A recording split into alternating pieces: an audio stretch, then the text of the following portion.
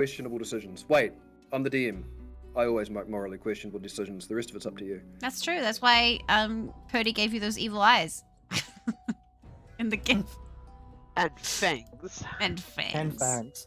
And fangs! Cool. We're live. All of the things are happening.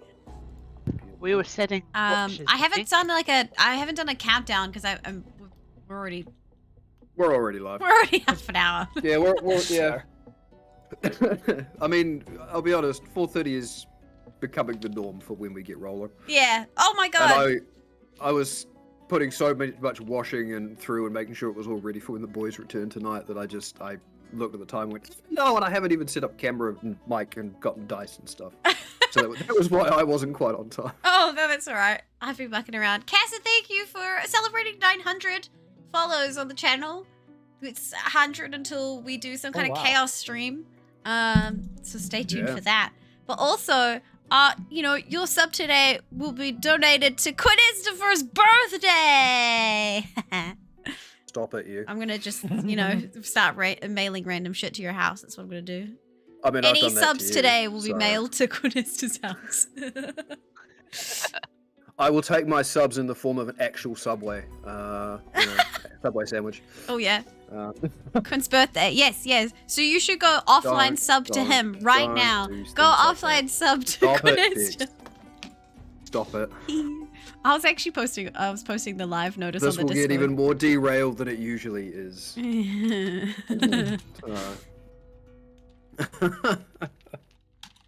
Alright, I have dice. I think I have my notes. Yeah, and I've set up most of a map, which is great.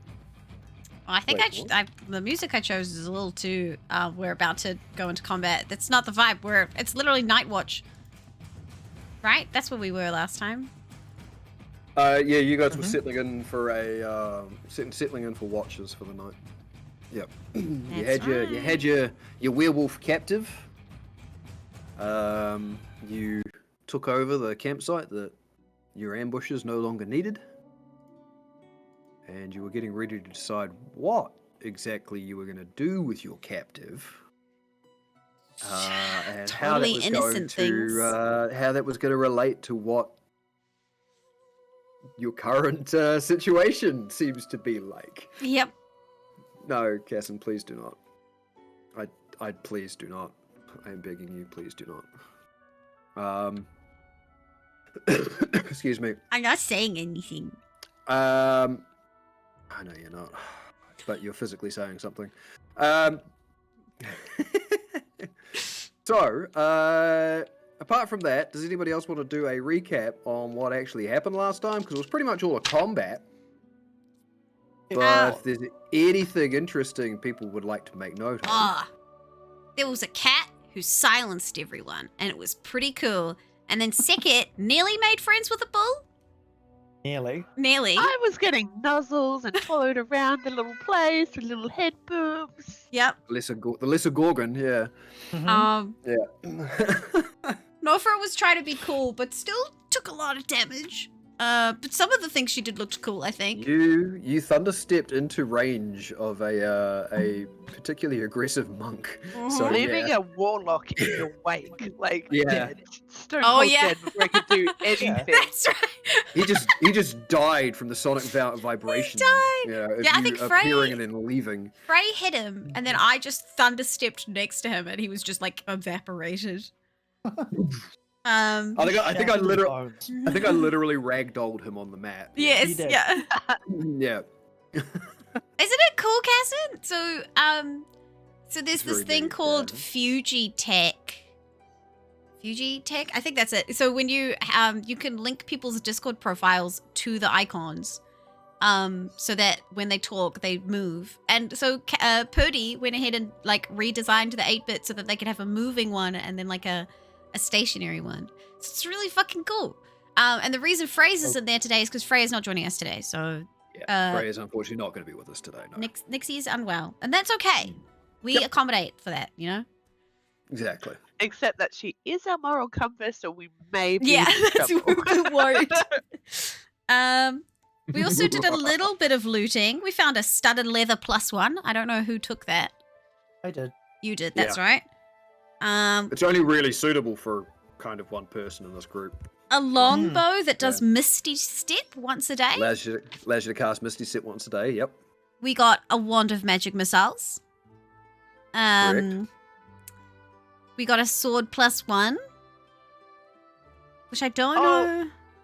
An enchanted bolus chain.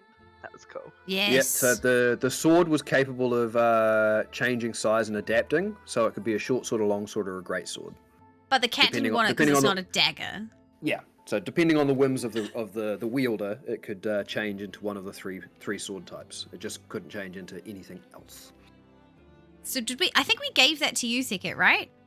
Because it's only really Sekit and Frey that could use it. I don't think so, because I've got the initiative swordy thing. The Eldritch Speed great sword. It's Okay. just in the party kitty for future selling. For future selling, or for if we ever get a 5th member. I don't know, if we ever randomly hire someone to help us.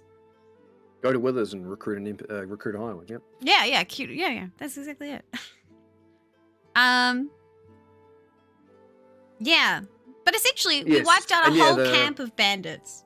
And yeah, the enchanted bolus, which was like a one-off sort of could be used once as a throwing weapon to try and entangle somebody. Yeah, which is fucking cool. And we've taken their camp, and we saved the last man as he's now in our party. You guys not made of very his own short volition. He's now in our possession. Possession's a strong word. It's an accurate word. Totally not a neat idea. I mean, I'd have to Excuse me. redesign everything. You would. Would So, throw yes. off my groove. Yeah. That paperwork. So yeah, that was last time, and we've just settled in for the night. Yes. Deciding we're on the going to, yep. Unless there were conversations that you guys wanted to have, we were pretty much going to go straight into you guys doing a watch for the night, and then carrying on from there. So I don't know if there's any conversations you guys want to have before you resume or you begin your watches. That is entirely up to you, but it begins now.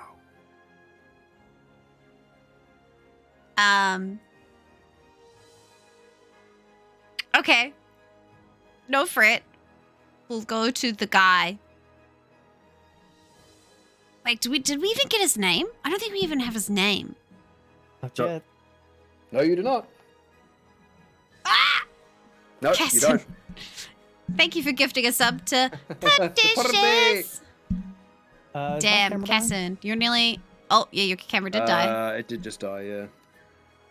You're nearly at 69 subs, Casson. That's pretty hot. Nice. Nice.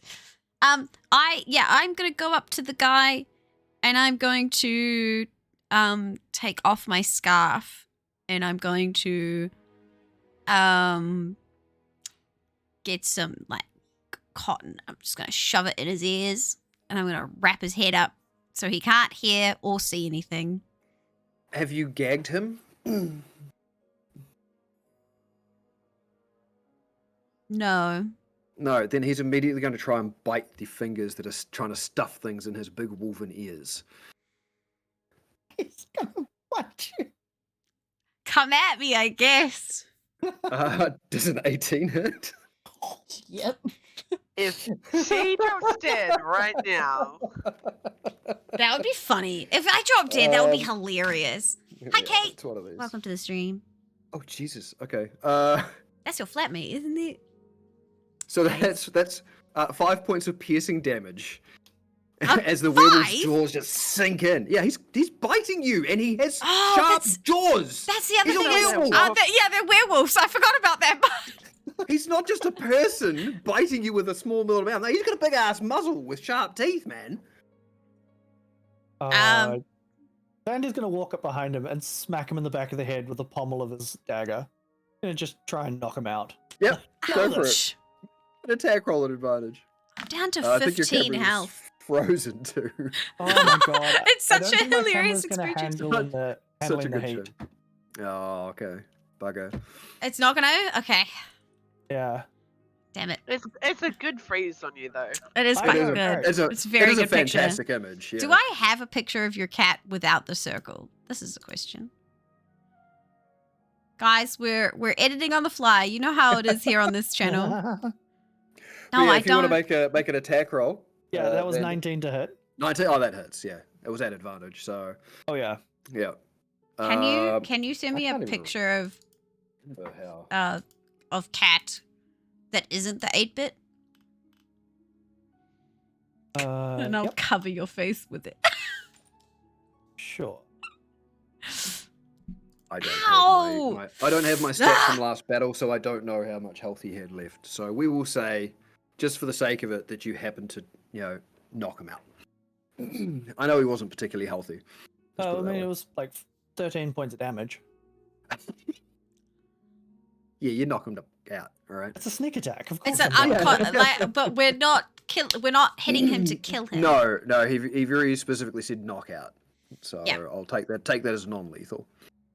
Okay. So yeah, he chomps down, maybe not on your hand, but sort of just near the wrist. Like him. And it is kind of yes, dog. That's right, biting down. It's fine. I could use that term. Yeah, And he sort of presses in like he's not going to let go, and you can almost feel him start to saw his muzzle back and forth to try and do more damage.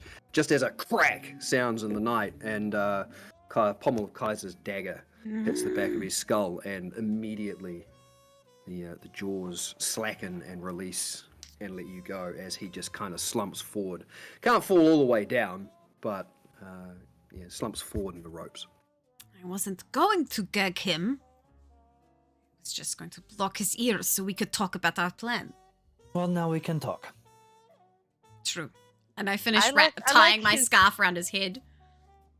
I like the cat's idea better. We just make sure he can't hear. Yes, but You should be more careful. Seriously. excuse you. You're the one who goes charging into combat. All right.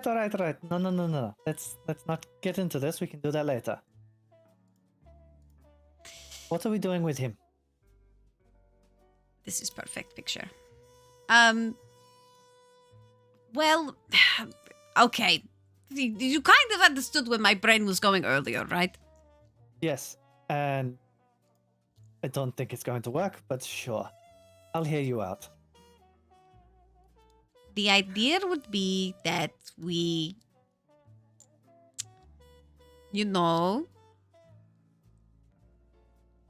we commit to the slaver bit for a little while. I don't know what I'm trying to say, but that we're going to be a slaver. We're going to have a person to sell. I'm not saying I think I don't want to see this man hurt. Maybe a little now, but at the same time, I'm not saying we are becoming slavers. I'm saying we needed the way in. Okay. Just to point out a few holes in this plan. Oh, big cat. Fuck me. Sorry. It's a process. Carry on. My, what a big old pussy. So, we are going to go to Ruavant. And who are we going to talk to say, oh, we just happen to have a person, and there is a chance somebody here is going to buy him from us.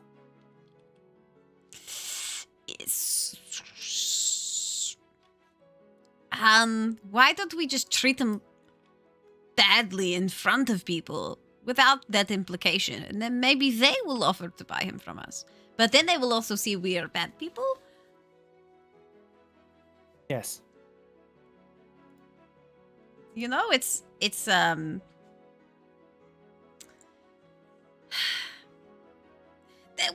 we have a couple days to walk, so we can formulate the idea as we go, right?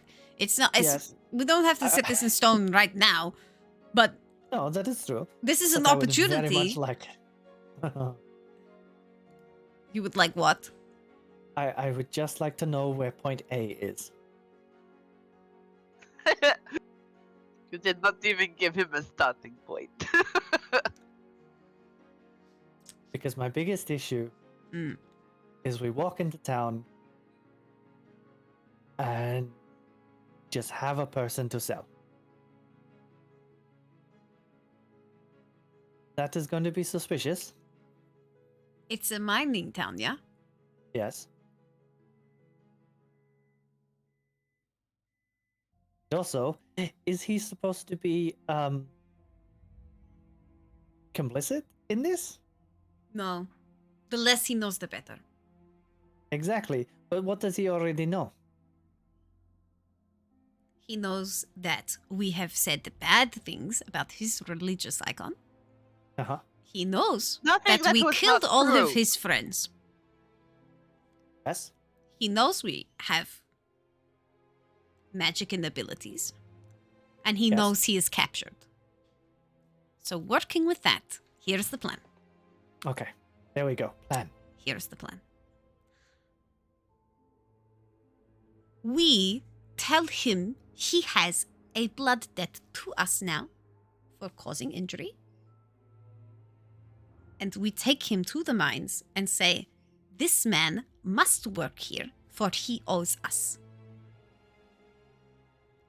Give him job so he can pay off his debt and so we know where he is.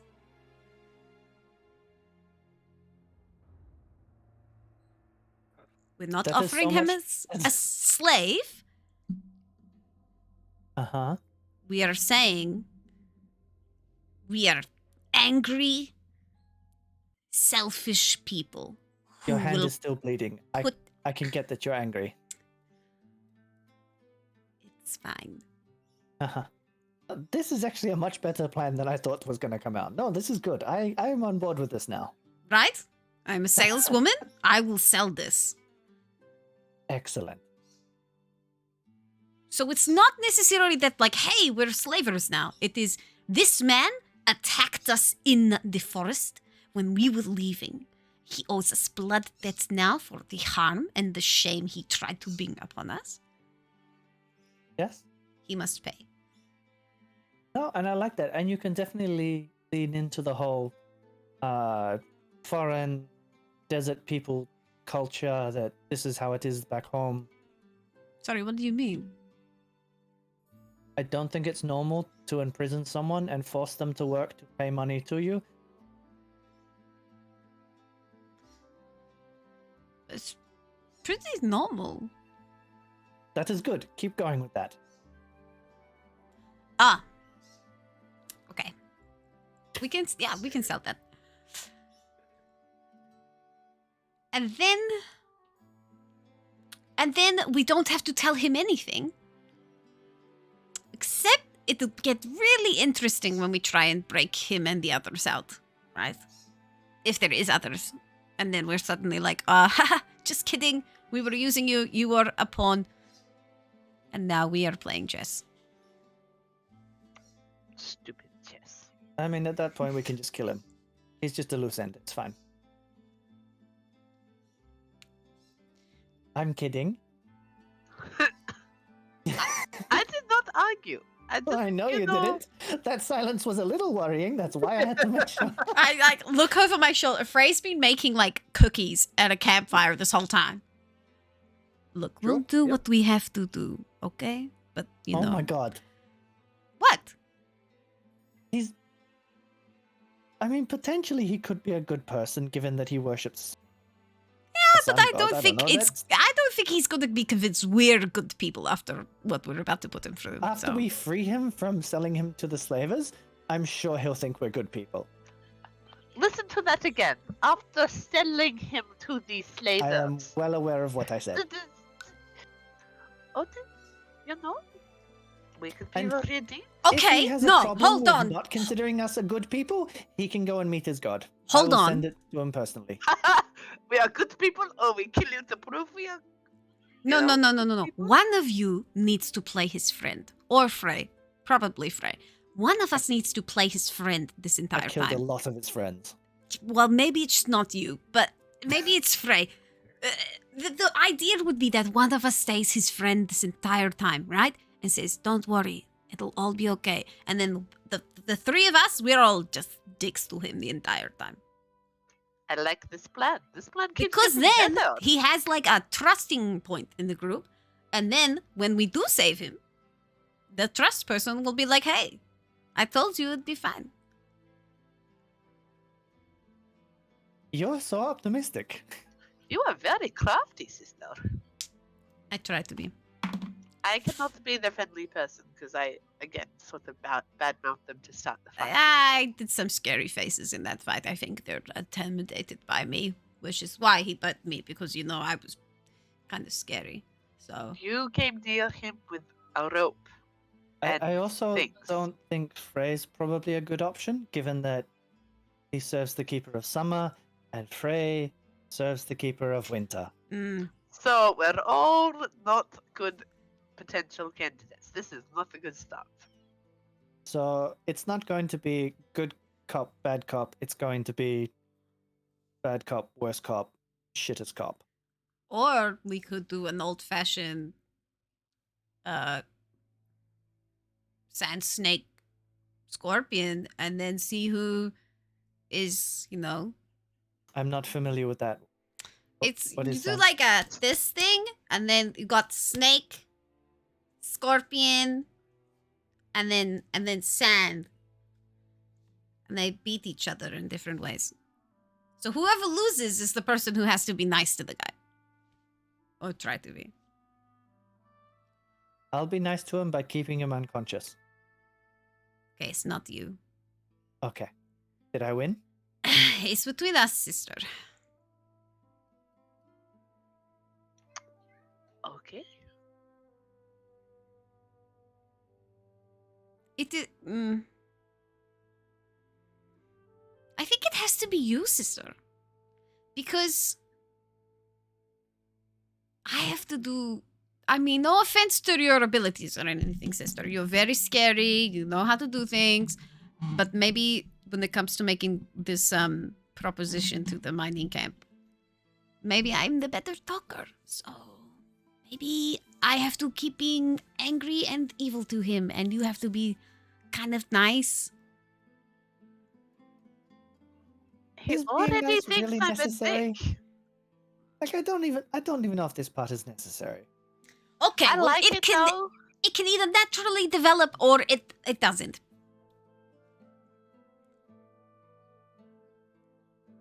Okay. I am Okay. happy with the start of this plan. Okay, Who's hungry? me. And I'm. Well, it's a good thing because we have all of their food. That's true. We feast. We feast. Then we feast. Time to settle in for the night, then, is it? Yes, but as we're eating, Nofrit's gonna think about For a werewolves. variety of reasons, Casson. I'm gonna think about werewolves and be like, he bit me. Am I gonna turn into a werewolf now? I don't know how werewolves work in this world. Look at nature. I mean, you can if you would like, or I can just give it to you as common knowledge. Go Would on, it be common voice it, knowledge I in the dare you. desert? Doesn't matter. The lycanthropes are everywhere. I feel Biome like does not matter. I feel like it's not I don't think I would become a werewolf. I don't think that's how it works in this world. It does not. Didn't think so. No. But there's a part of No. Nofrit's mind that's like Go on. Uh, voice it, old I dare wives' you. tales, you know? In a lot of worlds, lycanthropy is a passed on curse. In this world, it is not. It is passed on by birth. Mm. It's whatever caused it happened so long ago in the past, but no new lycanthropes are made through the biting or blood shearing or anything of that nature. Lycanthropes are tribes and clans, and they are all naturally born. So, however, there are sometimes aberrations within those lycanthrope clans where, you know, different styles of lycanthropes are born to different parents, which is, who knows why? I mean, I know why, but you know, who out there in the world knows why? I bet you do. Might be that might be part of the mutated curse here in Syleria. Oh. But anyway, that's about the general common knowledge of lycanthropes. So, right. So, if you guys are going to rest up for the night, you may choose to consume rations if you would like. We eat their rations? You can. Yeah, we Yes, had got 2 weeks worth of rations from them. Basically, 2 weeks worth of rations from them, and that was because there were so many more of them than there were of you. Yeah. So they had a lot less rations between them, but because there's less of you, there's more. So figure out how many shifts you're doing and who's doing what, and then we'll start. I'll go first. All by your life. With Frey's super high perception, I tell Frey to sleep near the captive, and just be near them, and hopefully if the captive was to try anything, Frey would wake up. That's my theory. Okay. Sure. Frey's on them duty to hydrate. I can do that. Yep. All right. So, how many watches are you doing? 3. Three? 3. Yeah. You are doing 3. Okay. And so, Sekit by yourself tonight? Yep. All right. Well, if everybody else is settled in for the evening and you are done doing the do, let's do the different do. And roll yourself a perception check. Oh, I am great at this. I mean, I didn't laugh. I'm writing the plan down. I got an 11. 11? The night seems relatively uneventful. In fact, the only thing that really seems to break up the sound of the nearby trees and nature and the environment, the little bit of running water into the pond nearby, is there's just this very low, almost murmur, as though somebody's speaking under their breath, that comes from nearby. And it comes and it goes, but it's nothing untoward. It doesn't take you long to realize it's your captive has woken up, and you can't quite make out what he's saying with the perception check you made, but it seems to come and go almost in a rhythm. Like a prayer.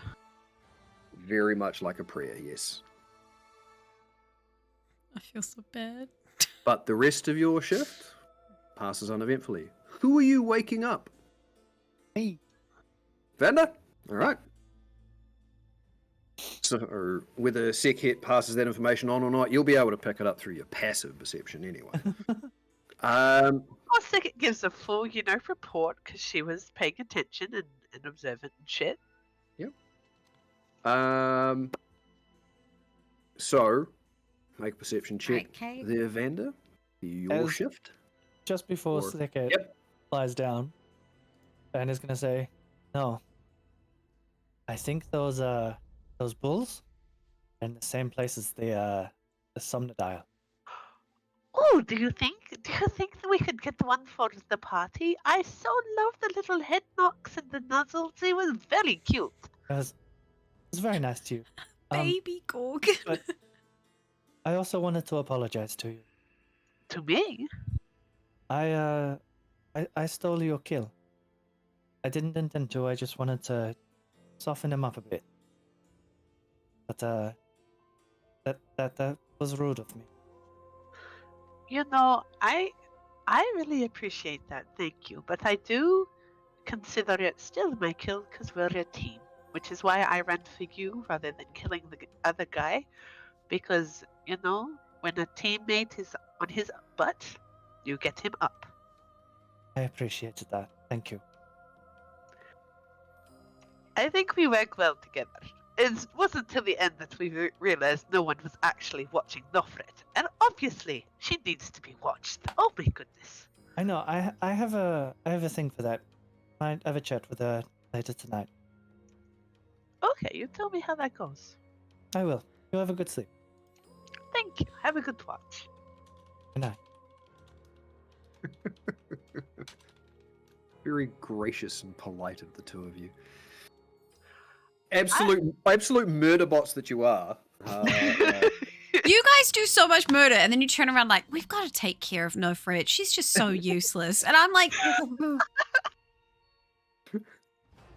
Kill stealing's fine. Letting party members run off by themselves to try and do some kill stealing, not okay. not okay, not okay. Right, I'm not yeah. allowed to do any killing, it's apparently. I'm only allowed to support. All right, Vander. Yeah, gosh. We'll get a perception check from you, buddy. Oh, I actually rolled really badly. It's a Ooh. 9. A 9. Total? Yeah, I rolled But you a have 2. like plus 72 or something. Something ridiculous, yeah. I don't have... There's a fine You have a plus 7. yeah, but I don't have reliable talent yet. Yeah, true. God. Because that will mean my minimum will be a 17. Minimum. Damn. Yeah. I'll roll a 1 and it'll be 17. Holy crap. All right. I've done something like that before, Casson, but I did 3 Battle Master and the rest in Rogue. I can very much tell you how it plays. So you pick up the same sort of murmurs overnight. You can hear it a little more clearly. It is definitely your captive, who seems to be not only reciting some sort of chant or mantra to the Keeper of Summer, but the flow changes every sort of few times around, where he starts listing off names. And I mean, what's your intelligence? 10. 10? Cool. It's not too much to say that every name, there are an exact number of names to the number of people that were killed here today. Yeah. So he's listing off the names of his allies. But the rest of your shift passes uneventfully. Go and wake up Nofred. Okay. Nofred, Mm-hmm. come on. It's your turn. Okay. I wanted to ask you a question, Nofred. Yeah, what's up? Well, I now have 2 pairs of armor. And I can only wear one of them. And you are, well, squishy. Excuse you. No, but Hi, Zan. would you like me to teach you how to wear armor properly? I know that it can be uncomfortable and get in the way of your casting, Mm-hmm. but like I can do backflips in mine. It just takes a bit of time. Just something to keep you safer. Suppose I do not need to be as light as in the desert with the heat coming down. Thank you. Yeah. Maybe we will try. Sure. I don't promise liking it though. You will when, someone tries to bite you and they bite the armor. You keep saying I am squishy. I handled myself perfectly well in that fight. I There's still a exploded bit the of dried man. blood on your nose. I exploded the man, okay? Is it gone now? Yeah, it's good. I Makes a lot of appreciate sense. your concern for me, but do not turn into my sister. I already have 2 of them. Look, if I could offer to her, I would.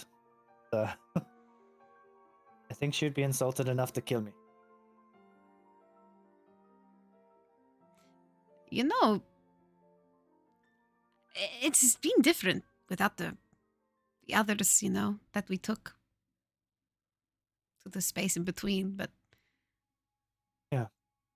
the 4 of us, well, 5, well, 6, now there's a crab. It's good. I want to find out what that crab tastes like. I don't think it's going to taste like anything, but I wish you the best of luck. Thank you. I will endure. And the lovely thing being that would come from small kitty, not big sick. Yeah. um, our new friend Hmm? was praying for his dead companion. Ugh.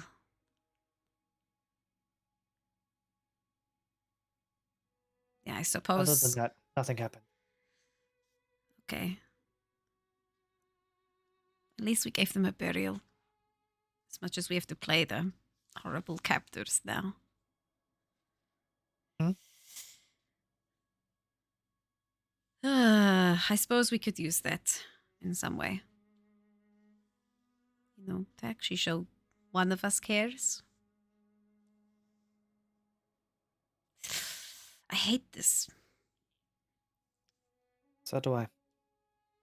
But I also don't think it's going to work out, which means I get to say I told you so, and I'm looking forward to that. Okay, go to bed. I'm I'm going to done bed. listening to you now. Have a safe watch. Thank you. And we'll go curl up and go to sleep. All right. I So, yeah. at a part like I'll do my perception check and everything, but part of the watch when I can hear that Vander is sleeping, Mm-hmm. that you know everyone's just sleeping the night away. I'm gonna just like look towards kind of a rocky outcrop because there was a couple of them. And I'm gonna be like, "Are you here with me?"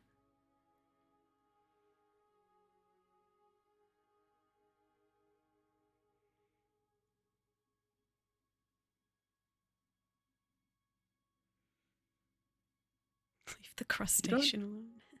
You don't really feel or detect anything untoward in the night.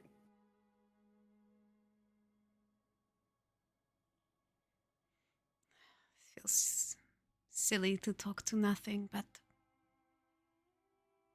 if you are in between spaces, maybe you can still hear me.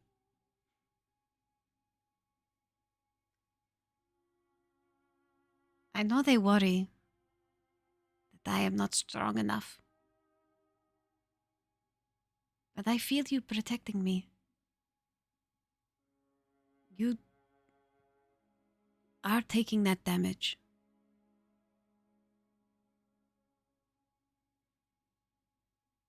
Thank you.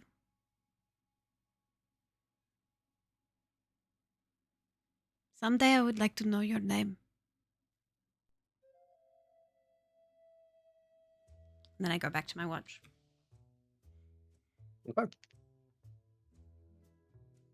Curiosity. Languages you speak.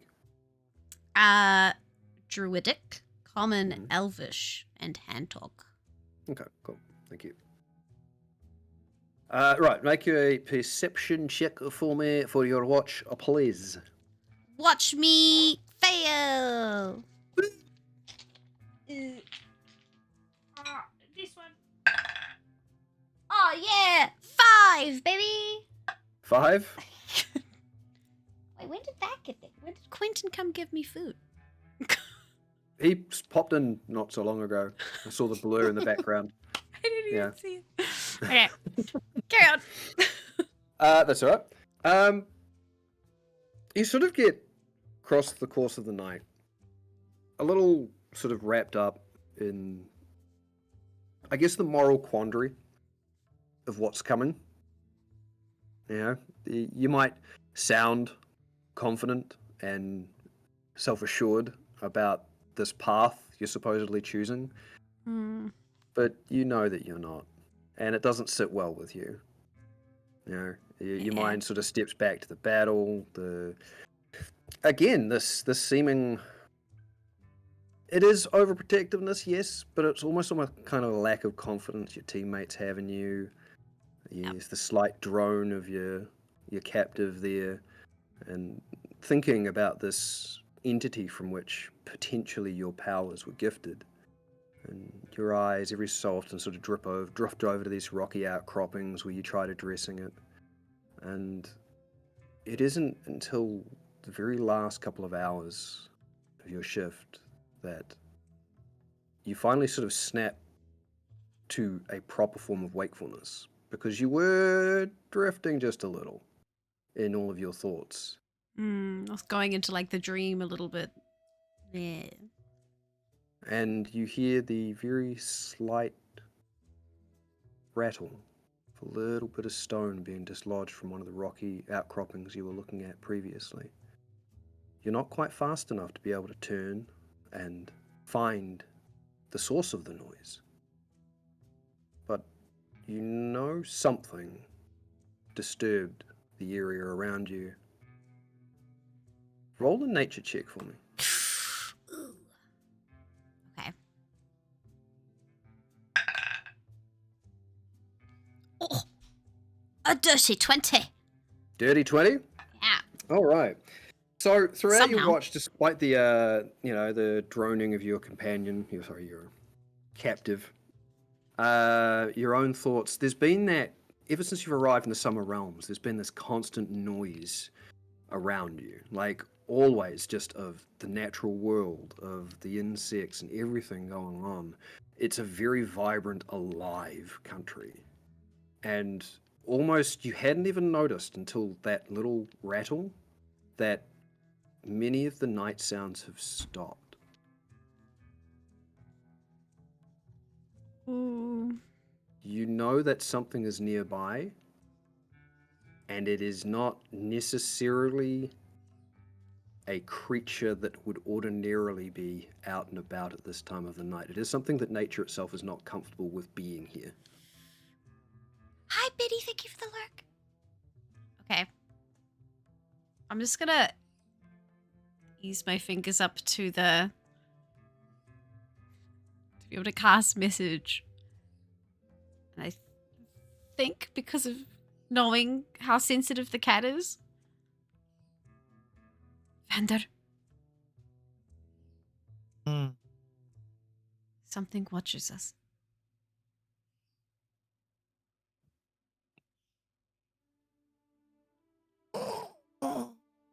I think that... Vander, I'm going to get you to roll me, say, an intelligence check. Because this would be coming through more like a dream. Okay. Because he's unconscious. Yep. Yep. So technically, because he's unconscious, he's also incapacitated, and I don't know if message can be sent to somebody that's unconscious. Oh, that's a thought. So I'm going to 11. interpret it as a dream thing. Okay. You hear garbled things of maybe Nofrit's voice in your mind as you're sleeping, It's but probably you just going, oh, she's not saying enough to "Wah." really, not enough to really draw your attention for any more than the few seconds before it wafts away in the normal sort of way dreams do. Good thought, but yeah.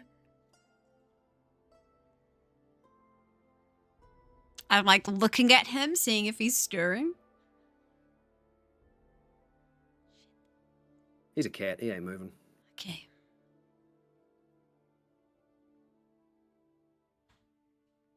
I look to the captive. He's like passed out. He's on the ground asleep. Do you have night vision? Or dark vision? As a half elf? Oh, you are a half elf, aren't you? Yeah, okay. It's You'll only be able- me that doesn't because I have That's- the appearance. Yeah. That's right, yeah, because you appear to be a half elf. He is not asleep. His eyes are wide open, and he's looking just directly at you. You can still very faintly hear the murmur. He's quieter than he was before, but he's still going through his mantra and his chant. He has not relented on it all night.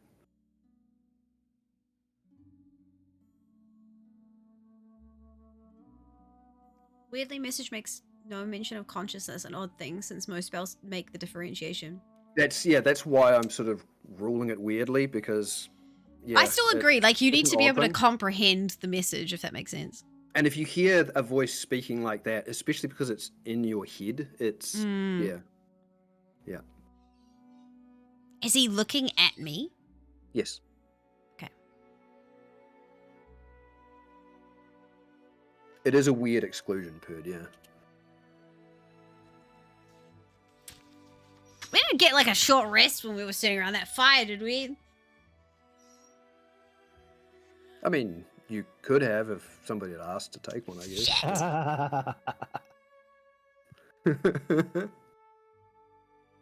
Okay.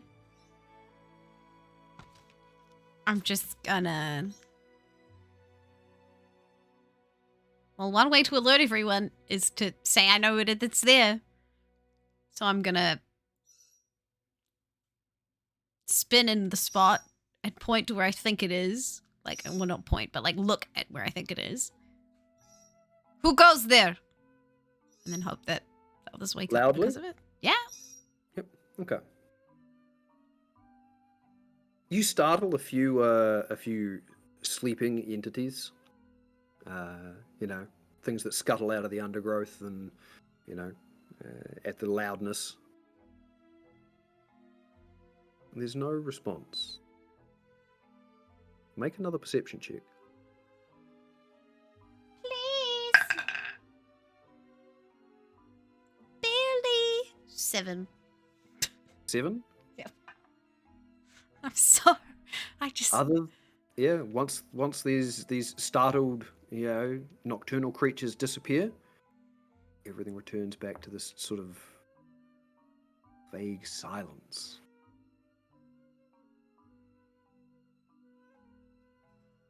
Then you get this from behind you.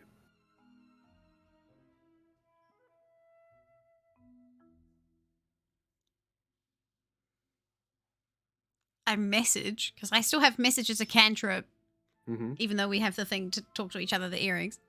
I'm going to message the sleeping man and say, Oh, you're captive? yeah, I'm going to message the captive and be like, is this friend or foe? Looking up at the ridge. I'm not taking my eyes off the ridge. I'm not looking at him. One of these thought people. Just be silent.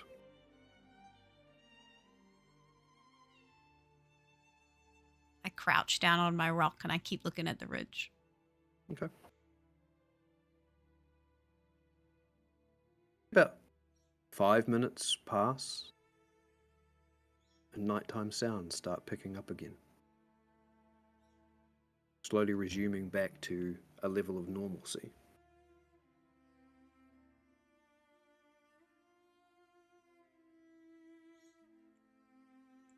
I look at the captive. Just make eye contact with him for a second. Nod. Carry on with my watch. Okay. The last hour, which, because this was happening just, you know, right very early in the morning, passes, again, uneventfully. So you all get the benefit of a long rest. Thank fuck that. Except for your captive, who has stayed awake all night and suffers a level of exhaustion. Sucks to be him. Yep. Oh,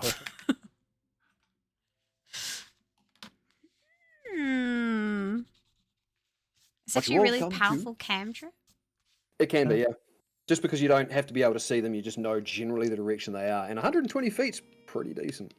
Yeah, that's why I'm like, I can keep looking at the ridgeline talking to that guy and be like, Yep. what the fuck's up there? Which is pretty cool. Yeah. The sun rises. The late spring immediately starts warming.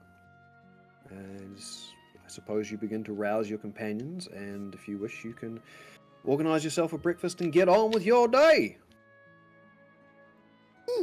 As we sit down to breakfast, something watched us from the ridge last night. Or there is some kind of entity in this forest that the other animals fear. did you get a good look at it? No, I did not. She rolled like shit. Yeah, I did! I wonder if it was a... What did he call them? A Valaline? Valaline? Huh? What? The shadow creature that stalks the deer. Ah. Perhaps you are right. But our captive was very helpful. He is Oh, yes? allowed to eat this morning. Oh, gracious master. I'm sure he appreciates that. You can feed him. Maybe you're harder to bite. A little bit. I know how to wear armor. Okay. Speaking of which, Ben is going to put on the +1 armor. Okay. You know, switch over from the yeah. Yeah. Cool. Yep. So what's that take your AC to now? That's 16. 60. Yeah. Nice. Nice. Damn. All right. That's my AC. Yeah, but you have magic to help you. Yeah. I could save you a spell slot. No, it doesn't.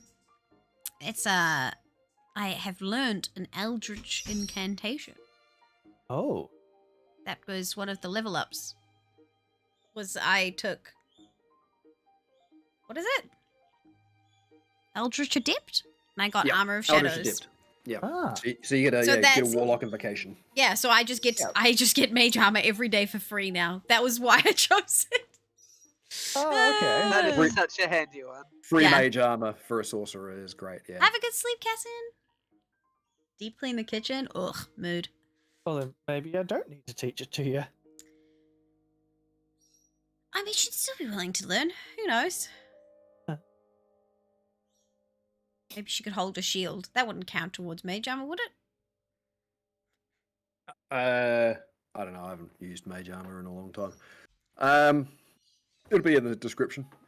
I actually don't think you can if you're using mage armor. I don't think you can have any armor or shield. But irrelevant right now. Irrelevant, yes. So, anything else you guys want to do for the morning before you head off to, I'm assuming, your destination of Ruavant? I walk to that ridge line Okay.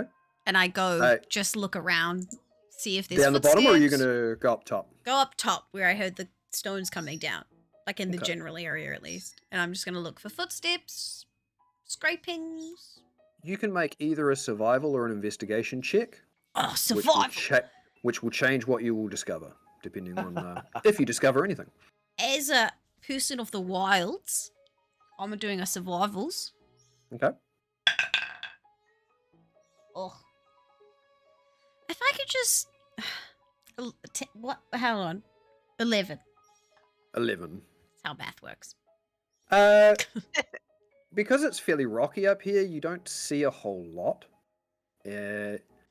You do note that rather close to the edge of this outcropping, there are a couple of, I suppose you'd call them relatively fresh scrapes, as if something sharp had scoured the surface. But there's like a couple of minor tiny marks and indents near the rock that might have dislodged the little stone. Outside of that, there's really not enough to go off of with your survival check. Something was definitely up here, and it was something with claws. Hmm. So not another bull. Unlikely.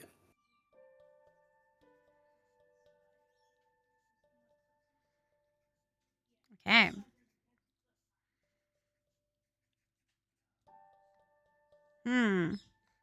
Okay. When I come, back to the group, I just say we should definitely keep an eye out, watching our backs as we move. What did it look like? Scrapes, scratches, something big with claws. So, not the cow from yesterday. No, Xandor actually said where they came from, and it's the same place as the crocodile thingy. So I think that is a sign from the universe aligning that we really need to go head out there. in your universe alignments. It is not our priority right this moment. If you haven't noticed, we have a captive that we need to We can head there after we go to Ruavant. tell you what. If everything works out in Ruavant, we can go there. Second, like a little kid, like eyes absolutely just light up and she grins. Yeah, thanks, Pert. It was braces of defense. I was remembering that specifically said. no shield. Yeah, I knew it was something that had no shield. It is, yeah, So braces I of defense is what could- I was thinking of. I could get to like Yeah, 18 cool, thank you. AC if I actually bother to learn how to Yeah, hold could. a shield. The problem is, there's no like specific shield proficiency. No, you still don't have a shield proficiency. So if you are holding a shield, you still can't cast spells. What? I Well, believe. You can, you're just at disadvantage. You're at disadvantage, If sorry, you yeah. use armor, you have disadvantage. Yeah, sorry, it's previous editions that if you wore or used equipment you were not proficient with, you couldn't use your Yeah. magic. Yeah, sorry. Like you could totally wear plate, you would just be at a disadvantage casting your spells. Yep. And would you have, yeah, you'd also have disadvantage on all of your saves. God The damn. sorcerers and wizards have no armor or shield proficiencies. Yeah. And that is Ruavant our effectively curse. teaching light armor proficiency. Yeah. But I don't know where shields would come into that. Because there is nothing. I mean, it's Yeah, something there that isn't characters a can shield figure out through proficiency. time. Mm. It could just be something that we learn. Yep. Yeah. All right. So, anything else to do for the morning? How are we going to divvy up this stuff? How do you mean? I've got a bag of holding a lot of things, so if you want, I can just put them all in there. We just note down what we have so that we can remember, because it's very dark in there and you can't see. So I am imagining if you actually, look into the bag and you say, I would like this thing. But we cannot have deep pockets and forget what is in there, otherwise it is lost. Yeah, no, that's a good So, point. is Hetty in charge of the list? Hetty could totally be in charge of the list.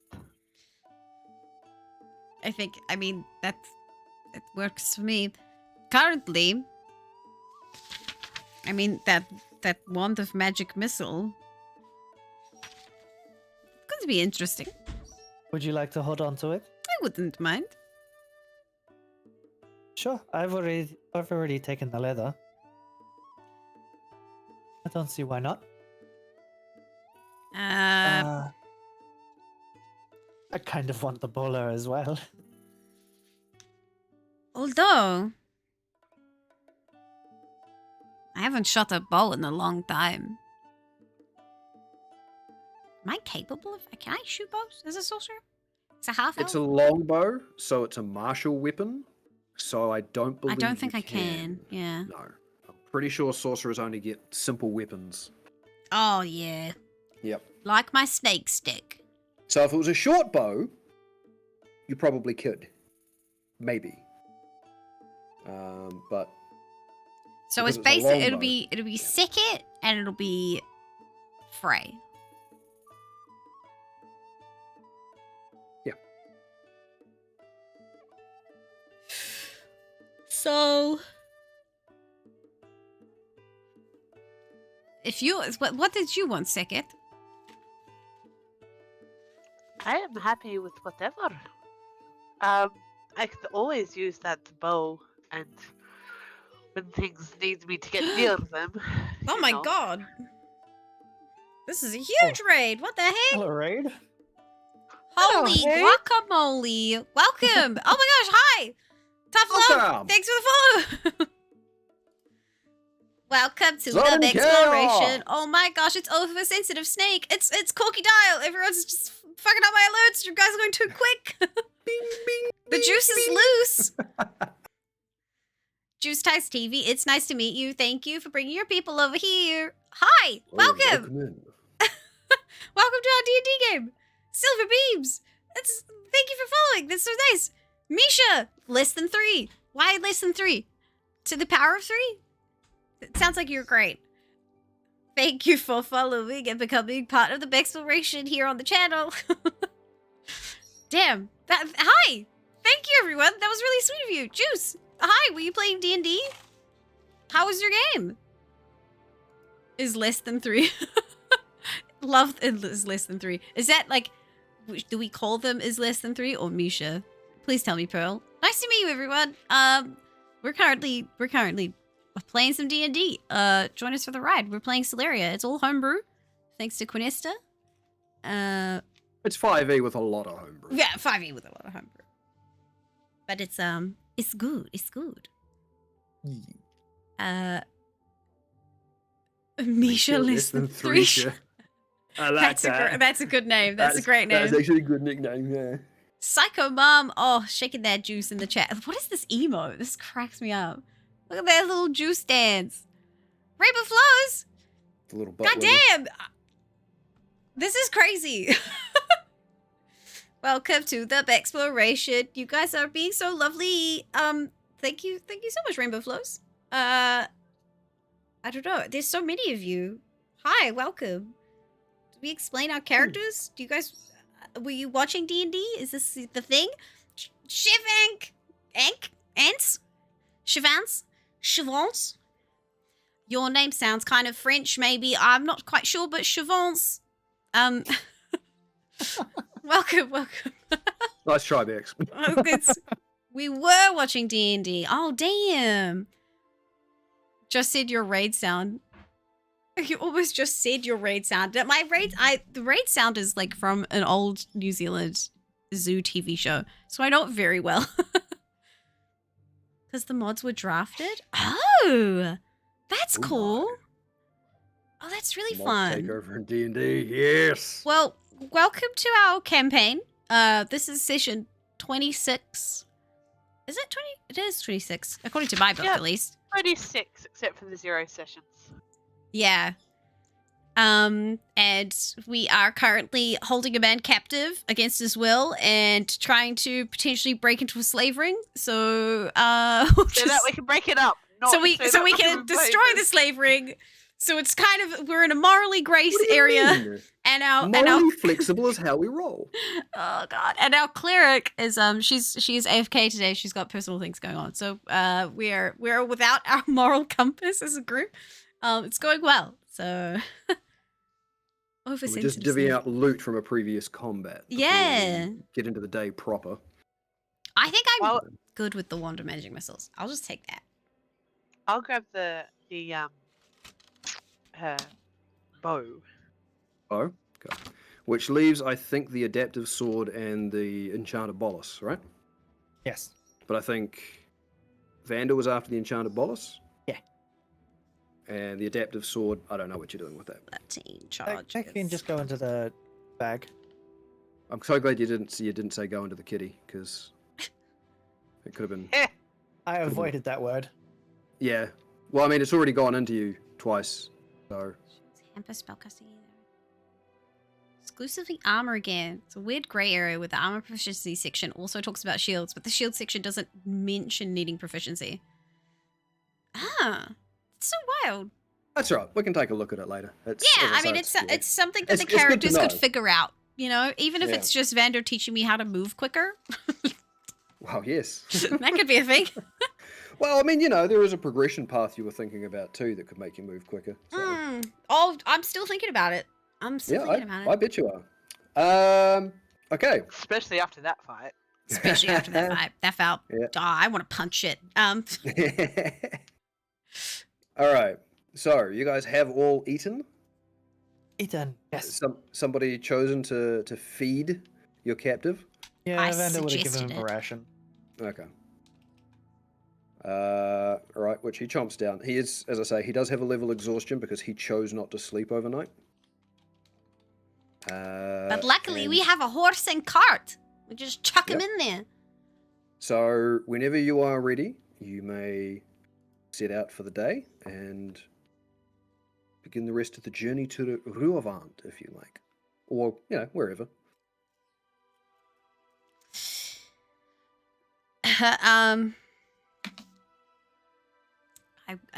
The light keeps changing in here, so it's why it keeps going from bright to dark. Yep. No, it's fine. Don't worry I'm about not it. my usual place. It's hard to control.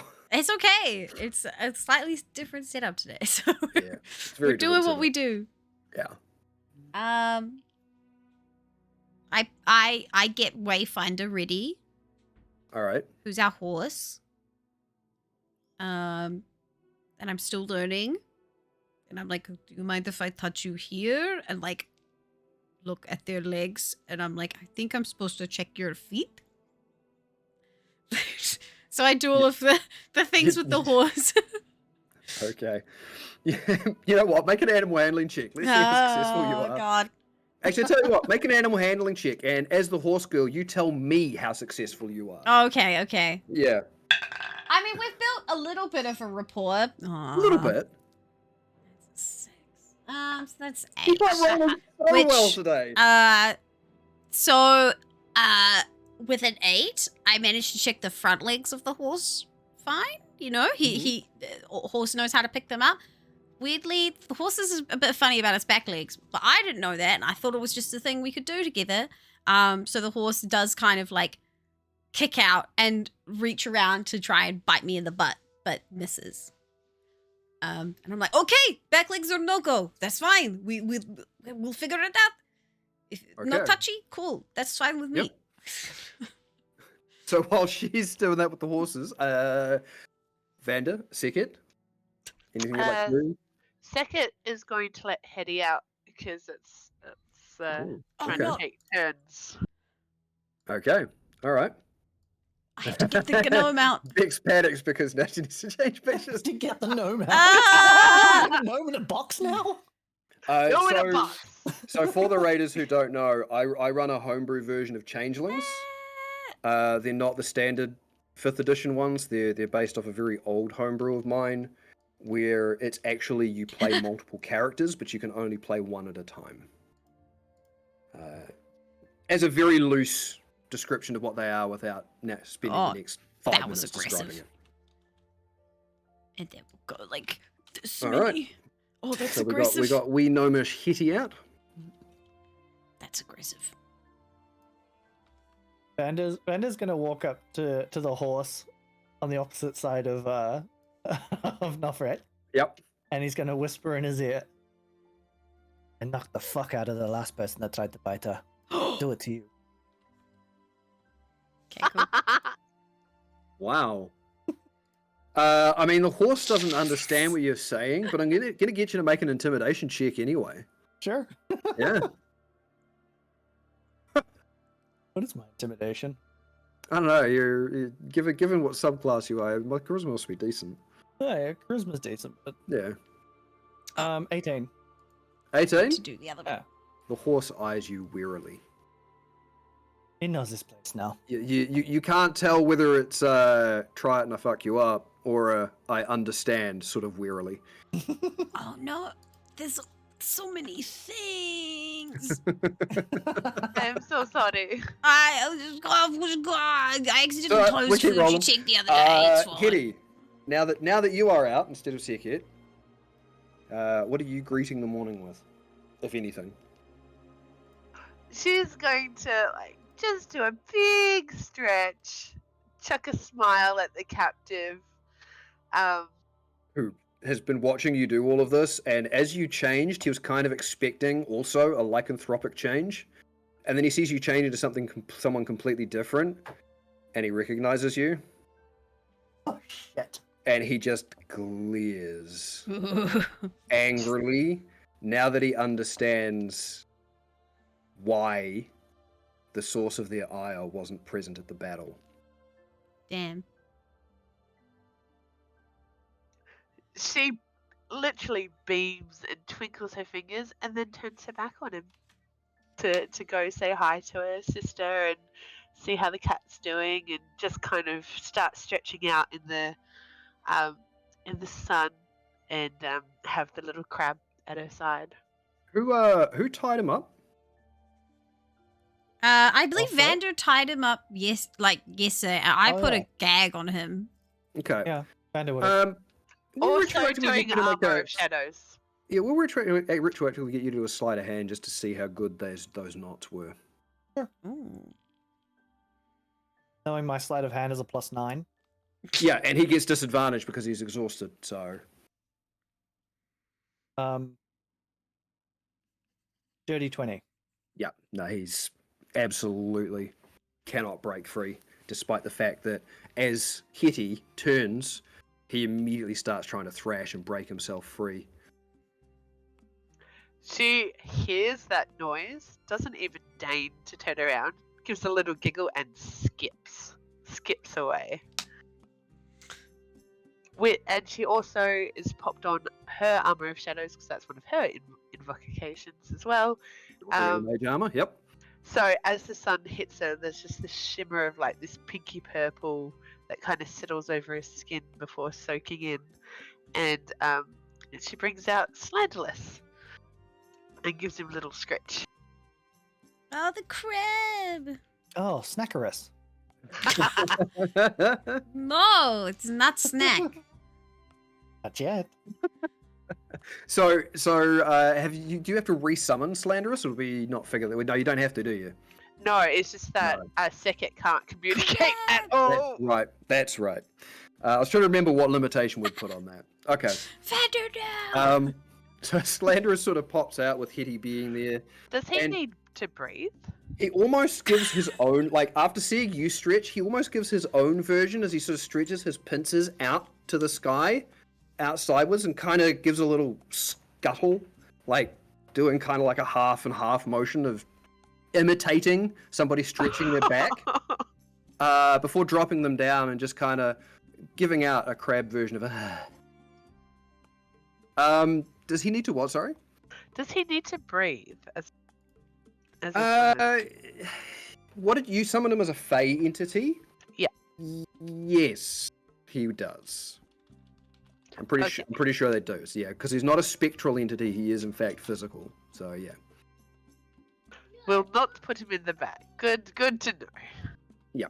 Okay. Unless that's how Sekit finds out. Yes. All right. So packing up for the morning and heading off, are we? Yeah, let's get ready. Who's untying your captive? Why would we untie him?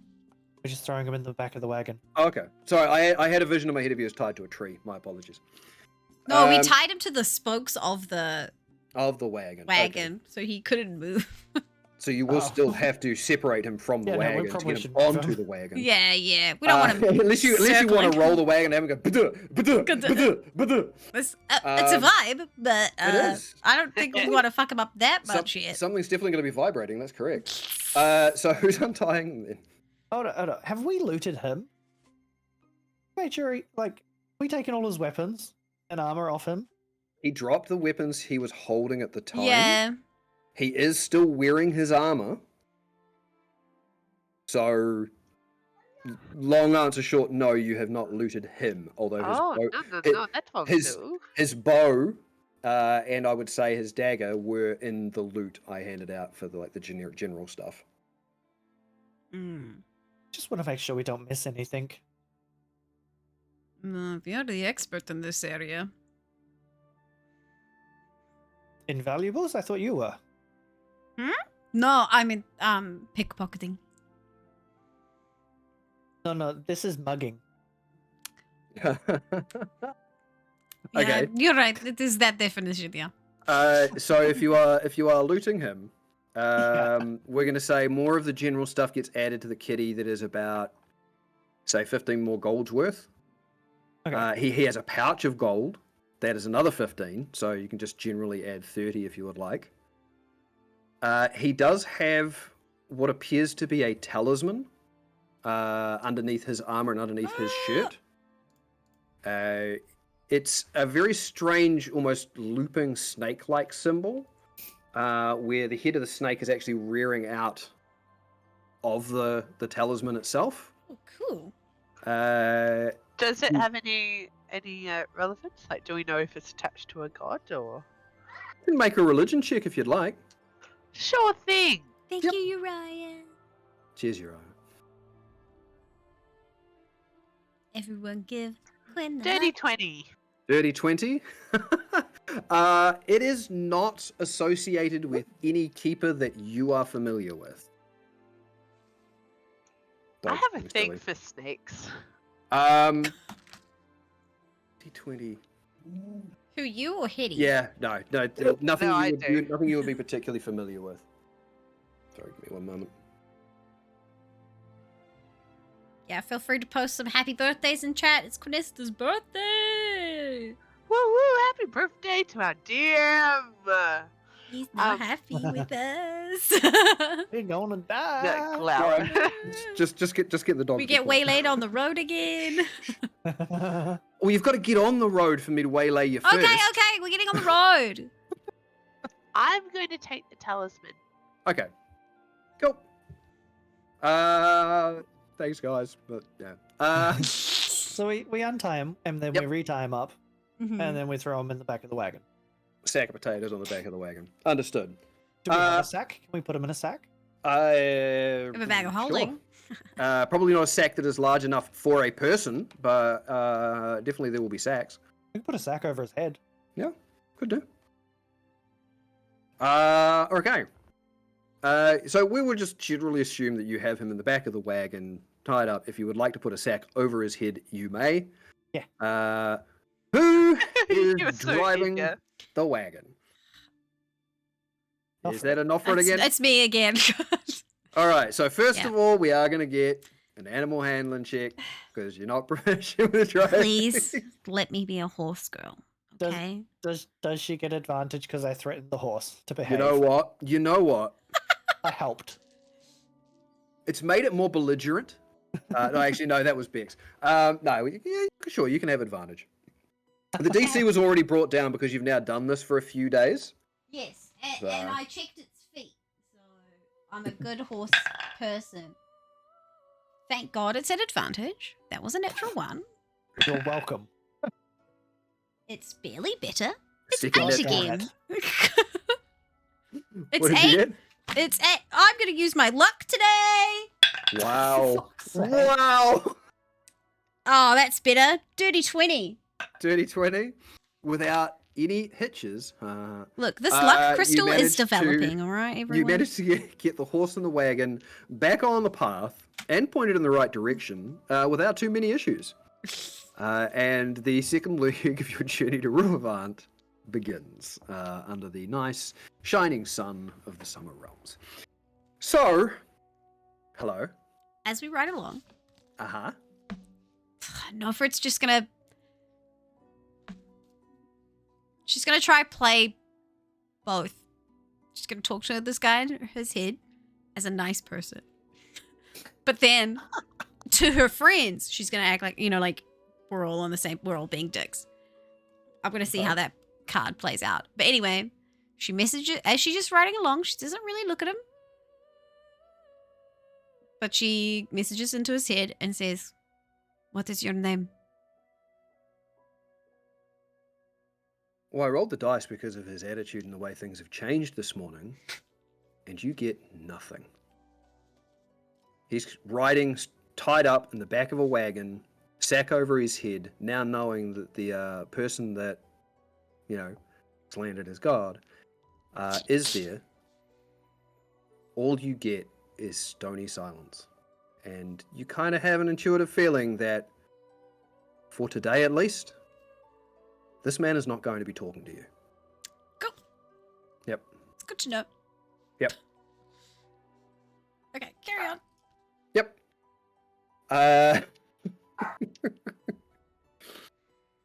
Anything else you guys want to do before we get a roll for the day? No. Nope. All right. Who wants to make a check? I'll do a check. I'm Make a driving. survival. Someone else is checking. Oh wait, Survival which check. kind of check are we doing? Make a survival check. Survival. Okay. Yeah, why not? Feels 19. birthday. Hetty's bringing up the rolls. Segit was doing shit rolls. This is great. 19. 19. She's got +5 to survival. Okay. So the day sort of continues. You have a little bit maybe of a rest around lunchtime, or you at least slow down long enough for you guys to, if you would like, have a little bit of food. As you sort of come out of this slightly more wooded area, you do see the rolling length of Summer Realms heading north ahead of you. Not far to the northeast, there is one very large mountain with a number of smaller ones around it, descending down into almost like this. Almost want to say like this cauldron, that's very heavily forested. The road that you're taking is bending away and heading towards a gap between that larger mountain and the Sunreach Mountains to the west, which is where Ruavant is. Now, given everything you've been told, the larger mountain and the smaller forested area sounds like that is potentially the Markenmere. So, as you head down the road northwest, the day has gone relatively uneventfully, and you make really good time with the check that you made. Really good time. Completely unhindered by anything other than your own wanting to stops. Plus the fact that the man is who had disadvantage on his checks is riding in the back of the wagon instead of being forced to walk or ride. Good job with that one. It is approaching sort of later-ish kind of evening, or later afternoon. Sun's still up.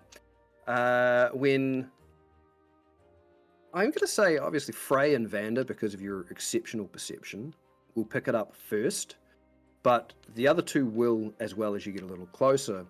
There has been a number of smaller branching paths off the main road, off the main trade route. Some of them look like they're a little overgrown or unused. Some of them look like they've got enough tracks on them from like a wagon or two, potentially that of the prolific number of farms here in the Southern Summer Realms.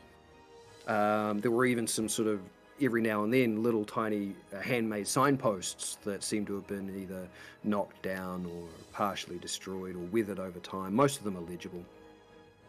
But comes a moment where off in the distance, down one of these paths and into almost like this sort of hill section, heading over towards the Markenmere direction, so more off to the east, there does come a very brief, very loud crack.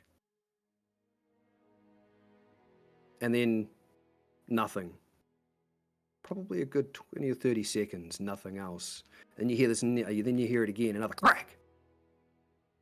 And then, very faintly, you hear muttering voices, but they're not quite voices speaking common. It's a very gargled, very hissing sort of a noise, and it's punctuated almost on this sort of rhythmic basis by more cracking.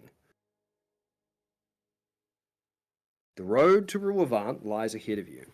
This noise is on a path elsewhere.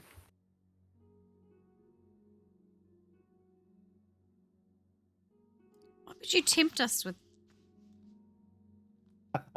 Because I set stuff like this up beforehand, and it depended on what you guys rolled. Side quest. Or side nothing, who knows? What is that? We should probably have a look. Should we? I mean, it is good to know what is in the surrounds. Does it sound mechanical? Or like, is it rhythmical? I'm actually going to get, because you're asking the question, either you can make a survival check at advantage, or the entire group can as a group check. Chaos group check, everyone. Alright. Alright. Okay, And yo. I'll roll for Frey just to add the number. Shit. What were we adding?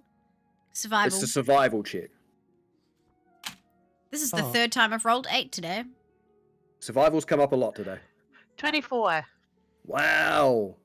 I rolled a natural 20 And that's a 16 for for Frey. 21. 21. I have a +5. I rolled Plus 3. 1. 8.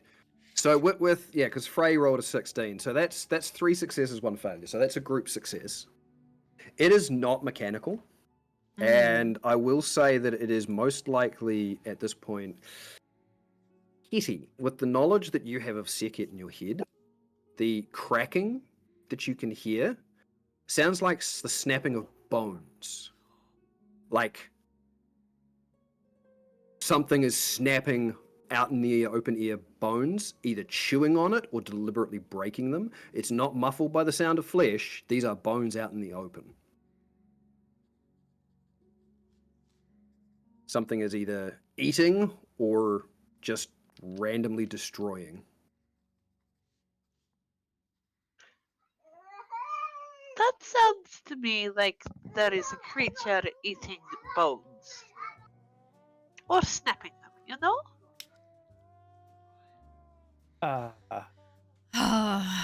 We're gonna have to check, aren't we? Oh, we can just go on and ignore it. This close to civilization, though? What if they took somebody else off the road? That sounds like their problem. We could also tell people in Ruavant about whatever it is.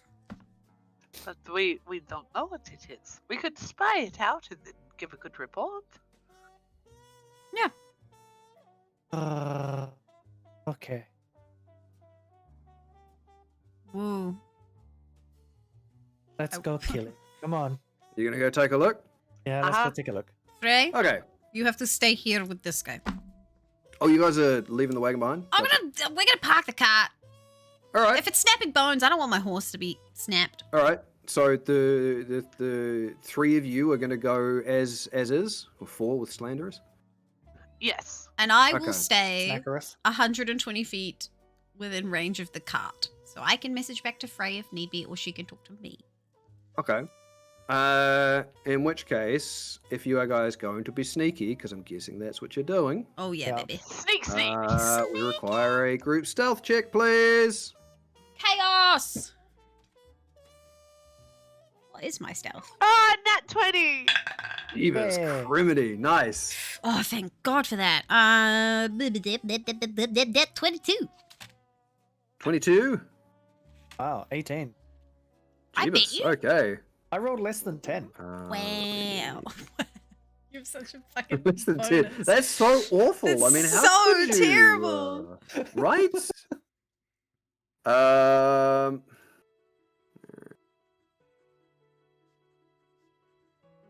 So you guys progress across this little path that seems to be off to the side. The hill sort of approaching in the distance. And as you do, again, Oh, let's get Vander, some because stealth Freya music. Lisa's left behind. Because Freya Lisa's left behind, sorry. You hear once again that sort of almost gargling, hissing, almost conversation. What languages do you speak or understand? I Because you'll hear it first here. think it's something common in Elvish. Okay. You can't make it out. No. I'm pretty sure I got what Nofrit could understand before. Yep. So Hitty, let me know. What do you understand? I've learnt Gnomish, Hand, and Elf and Common. Okay. No. Unfortunately, none of you understand the noises you're hearing. The cracking seems to have died down. But as you approach, you can either take the path directly ahead, or it kind of goes down this little divot in between the hill. So you can sort of approach on the right or the left-hand side of the hill, or you can go straight down the path as you want to approach. It's entirely up to you how you want to go about this, to take a look. But you do see that the trail going between these two divots in the hill does kind of bend out of sight around the right-hand side. I think at this point, if it's getting... Yeah, if this is like 120 feet away, is it? Oh, I mean, is what 120 feet away? Me from the cart. Oh yeah. I'm Yeah. staying in message range of Frey. That's the. Oh, okay, right. Gotcha. We could make a chain link. By the time you would get to a sight line of what's either around the bend or getting up on top of the hill, you would be very much pushing the range of 120. Okay. Yeah. I will wait at the bottom of the hill if you two go up. Okay. Okay, let's go. All right. So the two of you are climbing up what? Say the right hand side? Or the Yep. left? Okay. So we're So you staying climb as a up the- team. Yep. You climb up the right hand side. And as you come to the top, good thing you guys rolled the stealth check you did, because as you crest up over the rise, you do see standing on a separate rock not far away from where you are, a large, scaly humanoid. It's got one sort of very hefty, gnarled club in one hand, and these frills that go down either side of his skull, and all the way down his back, down to a tail. You've seen lizard folk before. Yes. This is a lizard folk, and they have their attention turned away from you, but they're standing high on a rock, looking down to the little divot in between these small hills. And you approach close enough that you can look down, and you see the remains of what looks like a broken wagon.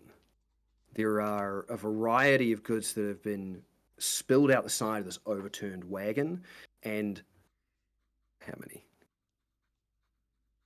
Less than a handful of lizard folk seem to be going through the contents and just kind of scattering it out everywhere as they find things they don't want. You can't identify where the cracking may have come from, but I will say, because you are at a height advantage, you can see over the top, the far side of the wagon, there is a creature of much larger size that seems to be hunched down behind the underside of this overturned wagon. And it also seems to be throwing bits and pieces over its shoulders as it's doing whatever it's doing.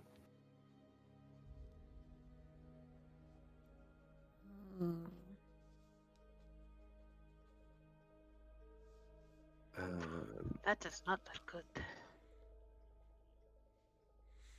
No. We should head back and regroup. Agreed. We're gonna stealth our way back. Okay. So all the way back to the wagon? Yeah. Cool. You head on back and I guess regroup. What is At it? the What wagon. did you see? It's looks like a band of lizard folk and something bigger. They've raided a caravan. Or at least they're going through the remains of a caravan. Didn't see what was making the noise though. I couldn't tell what that was. Were they wearing anything that indicated their affiliation with anything at all? Were they wearing anything? Nope. No. Yeah, no, they were not. Were they wearing anything? Loose rags, a couple of them, like the one that you saw standing up on the rock, who was the one you got the best look at. He was wearing almost what would have amounted to a pair of shorts, and an open vest. But it wasn't shabby. It wasn't torn or rag-like, but it wasn't exactly, good for going out and social mingling. Most of the others appeared to be in something similar. Nothing that was particularly flash or refined. But they didn't look like they were just dressed in nonsense and castaway stuff. Did you get the sense that they had killed people in the caravan? Or The Because- caravan well- did not look very healthy, though. Look, they either came upon it or they caused it. Either way, I don't think they're going to be sticking around.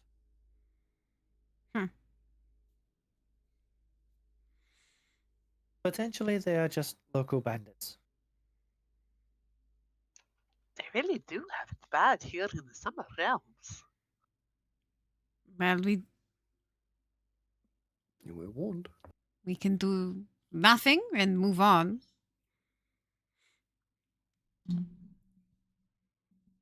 Or we can go see why they wanted to stop that cart in particular. It could have just been that it was there.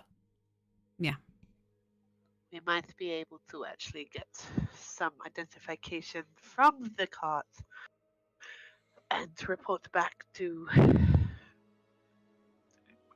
people who might be missing it, who think it's on its way, or it gives us more information to make the town like us a bit more.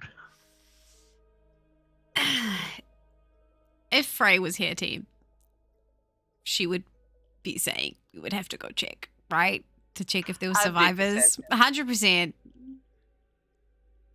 Yeah, she would. But she's not.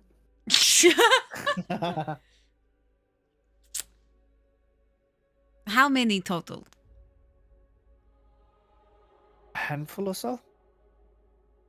I will say you saw 5 lizard folk in total, plus whatever was behind on the underside of the wagon that was tipped over. So there were at least 6 entities.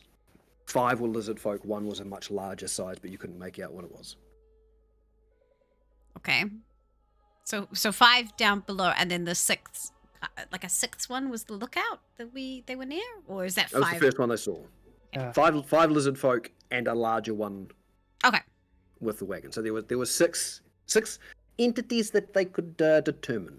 5 that they could see, and 1 that was definitely there, but they couldn't get a good beat on. Okay.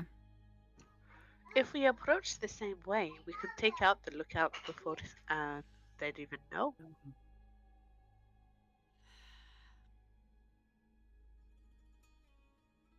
So we plan violence.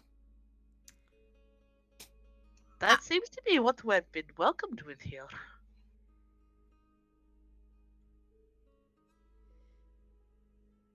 We look for survivors.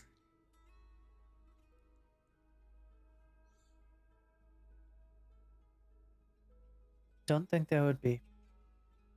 Based on Oswald? No, that's, yeah, good point. Oswald did like his food. He did. And he was not about to let a meal go to waste.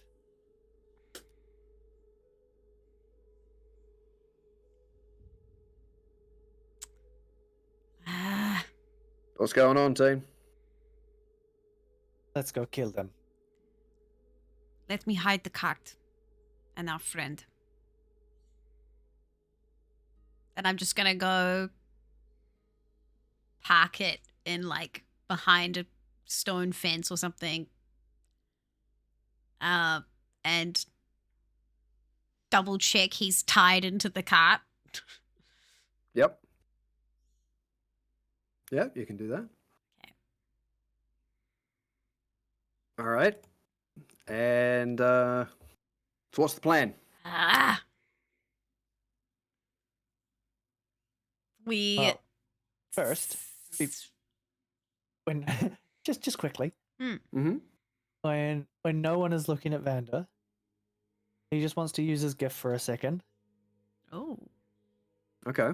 I'm curious if something's following us. Because I did mention that. I did mention it. So the details of your gift is whether anything is looking directly at you in this Yeah. moment, right?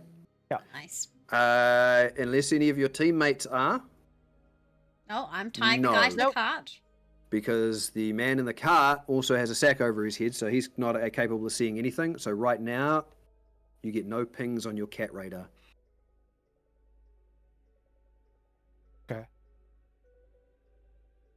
It's something I remember. I would like to periodically do that throughout our journey just to see, but Yeah, if you it's remember. only if I remember. Yes. Yep. Okay. Well, plan of attack. Once we've got the caravan hidden. Which, you know, we're not going to beat around with that. You managed to secrete it away. Probably the best place to do it is actually on the path that's leading the way you guys are going. Because it does seem to be at least marginally used, whereas a lot of the other areas around here are either a little too open or probably not trustworthy in line of sight. Or a little too... not... there's too much line of sight, shall we say. At least the direction that way, it starts getting a bit hilly as it leads towards the Markenmere.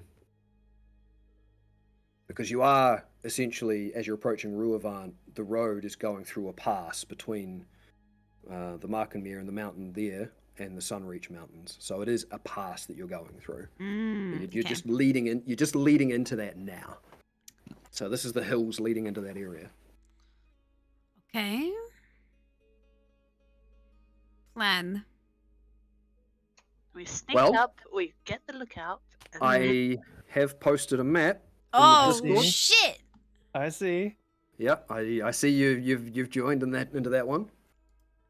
For you guys, I've placed you on the road where you would come, but you can obviously see the guy that was standing on the rock.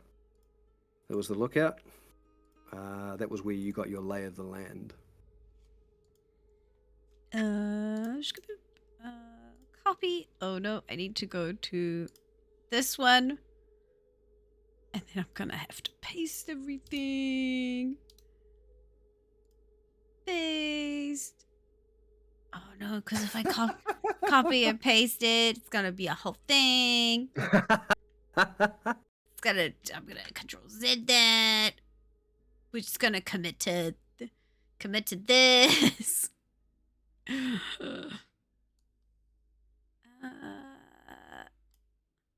Oh no! I put it in Hiddy. I didn't mean to put Owlbear in Hiddy. I didn't mean to put it in Sing It. I'm trying to figure this out. Yeah. You will notice I don't know whether you guys are coming via the road or whether you're going up this same hilltop you were at before. The same hilltop. Okay, so we'll move you guys up there. Unfortunately, I didn't scale this map very well, but that's okay. It was just a throwaway one that came in. You can see that a number of the lizard folk down there have now got sacks sort of over the shoulders. Some of them are they've separated out almost what looks like piles of rocks, and they're kind of sifting through and throwing some of them away and pushing some over into other piles and separating them down. There's not a lot of actual, what looks like goods. It just looks like whatever was in this wagon essentially boils down to piles of rocks. Some of them do have a far more reddish tinge to them. mining town. But yeah, there's not much there. Mining town.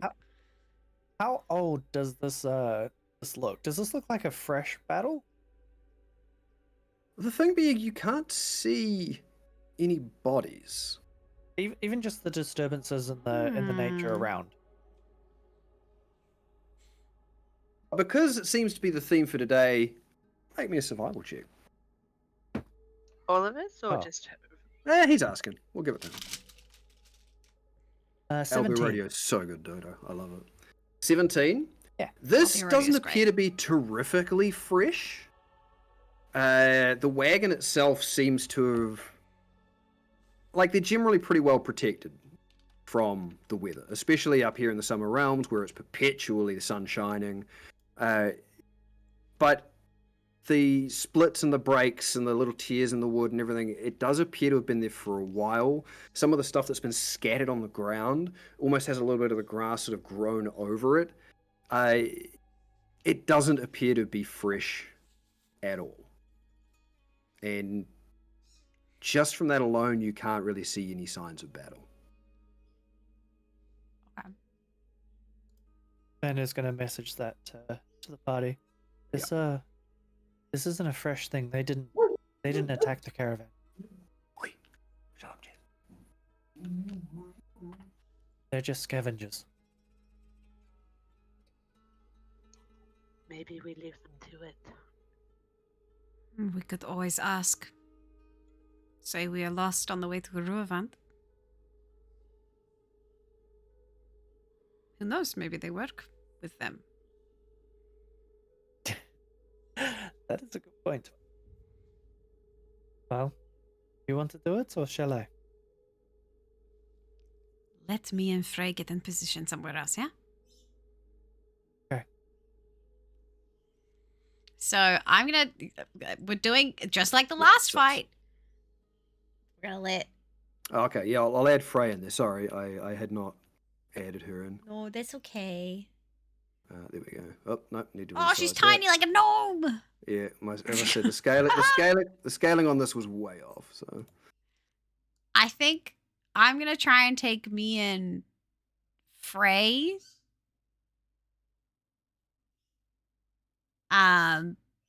Maybe like at the base of the hill here, okay, but like hidden behind the trees. understood. So it's just, yeah. So we're not all in the same spot, essentially. Yep. But I'm trying to Okay. keep Frey as quiet as possible with her armor clanking. Okay. Yeah, we're level 6 party. Yeah, level 6. And we Okay. have lots of homebrew stuff going on, Dodo, so it's pretty fun. Yeah, lots of homebrew. So in a lot of ways, this party can punch above their weight level, but that makes things more interesting at times. Yes. So, okay, so Vander and Hetty are remaining up top. Yep, I'll go with Vanda. So what are we doing? How are we engaging? What's Oh, what's the crack, guys? No. I really would, so that we keep rolling. Me and Frey are sneaking. I need to roll stealth for both of us? Well, I just want to know how what sort of engagement we're doing. Are you guys straight up attacking? Are you approaching? What are you doing? You are going to approach? Vander's going to approach and call out. Okay, so I will get a stealth check from people who are wanting to remain hidden. So I believe that's Norfrit and Freylis. Mm-hmm. So let me roll for Frey. What was Frey's? I gotta Dark keep in this the room. sheet in mind. Shh. Lucky I have a 5 to that. 14. Oh, she rolls with disadvantage, doesn't? No, she doesn't have disadvantage, does she? She does. Heavy armor. She does. Yeah. Yeah. Okay. So that gives her an 11. Hey, could have been worse. Could have been a lot worse. Okay. So Vander. Hail, friend. Do you speak the common tongue? The lizard folk standing atop the rock, at the sound of the voice behind him, immediately spins with this gnarled club in his hand and a shield in the other, and he just immediately lets out a hiss, and you see the frills on either side of his skull. You'd managed to sneak up on him, and he's not particularly proud of that fact. And he just sort of stands for a moment, observing you, before he kind of lets out a... And immediately you get all of these lizard folk just stop what they're doing and look up. And he looks back at you and it's like, I'll speak common tongue. What you want? This is our salvage. That is fine. We were just curious what is going on. I do not mean to take it from you. Take your curiosity elsewhere. Now. No need to be rude. Not rude. Practical. Is it practical to antagonize someone who quite easily could have killed you? People attack us on sight most of the time. And You I didn't. understand us being wary. Hello, my name is Vanda.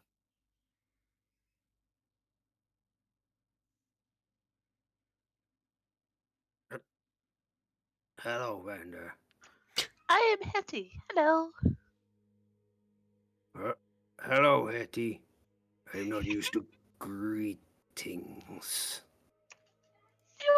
You're a bit rusty, but you're getting there.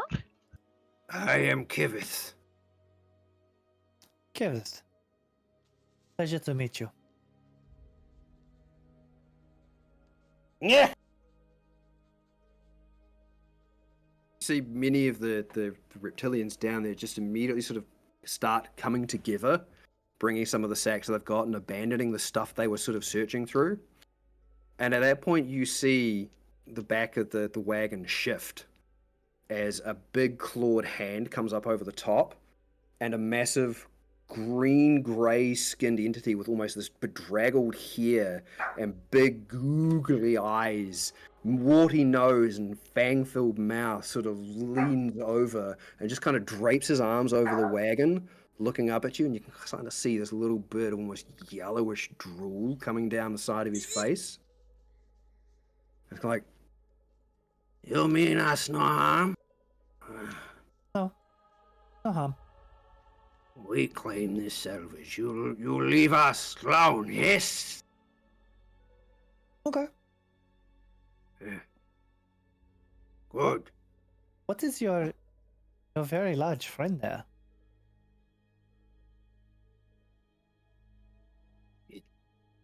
It is a troll. You're not seen troll? No. I've never seen a troll before. Very scary, very tough, very hard to kill. They like killing. It's very impressive. Is he Right? your friend? Yes. What's his name? Well, he doesn't have a name. Oh, really? Oh. No. Have you asked him? Not me personally, no. I don't really speak to the troll, so I don't need to know his name. You Why not? leave us alone now?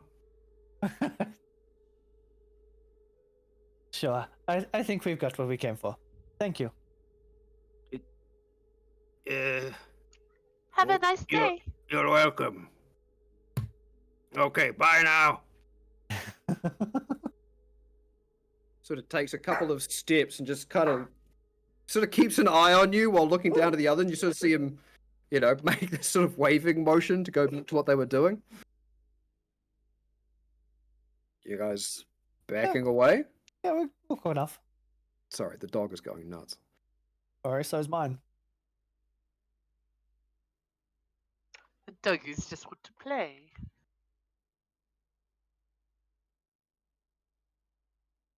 Yeah, I'll quite happily back away. Okay. Um, Yep. All right.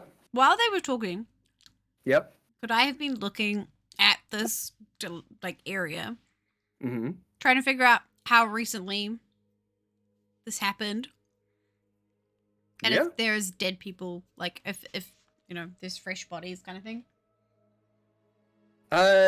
You can attempt to make an investigation check, I suppose, if you would like. Okay. From this distance and the fact that you are hidden, if you are remaining hidden, Yes. I'm going to... No, that's fine. Yep. You can make an investigation check and try to determine that from where you are. It's only a 10. So. The 10? It's pretty hard to say. I mean, you pick up on the same sort of things that Vander did, with part of this wagon appears like it's been here for a while. Parts of the grass overgrown, a little bit sun-beaten. But you can't see any bodies or any sign of battle recent. Okay. So it's just an abandoned thing. We're just gonna go with It appears to be an abandoned wagon, but you would not be able to tell anything more unless you got closer. that. Okay. Cool. Okay. All right. Soupy guy. It's Soupy. So retreating to the wagon? Yeah, going back. Yeah. Okay. So, after a very strange encounter with a bunch of the reptilians from the Markenmere, you you return to the wagon, and I assume you're going to get ready to resume your journey to Ruavant. Well, team, we can always recheck this, after Ruavant. If we don't head to the capital, that is. They seem very interesting. Like, it would be nice to make friends with them. Who knows? Maybe we'll bump into them again on the road someday. Maybe they'll remember that we didn't attack them right away. Maybe. We tried, Purd. We tried. Yep. All right. Oh, you're the troll. Oh, makes sense. Okay. So before we get into the last little section, I know we've only got like 40 minutes left. Do you want to take a quick little break? I need to refresh my drink. Cold's getting the better of me, and I need to have something for it. We can do that. Yeah, no, let's Sounds have a good. bit of a break. Cool. We'll do that, and then we will get you the rest of the way to your destination. You sound Damn. very confident of that, Quinn. Well, I mean, Nah, unless me you and guys want to do Frey something are else. gonna stop and make potions for a couple hours. Okay, cool. I'm gonna go grab a drink. Bye. BRB team.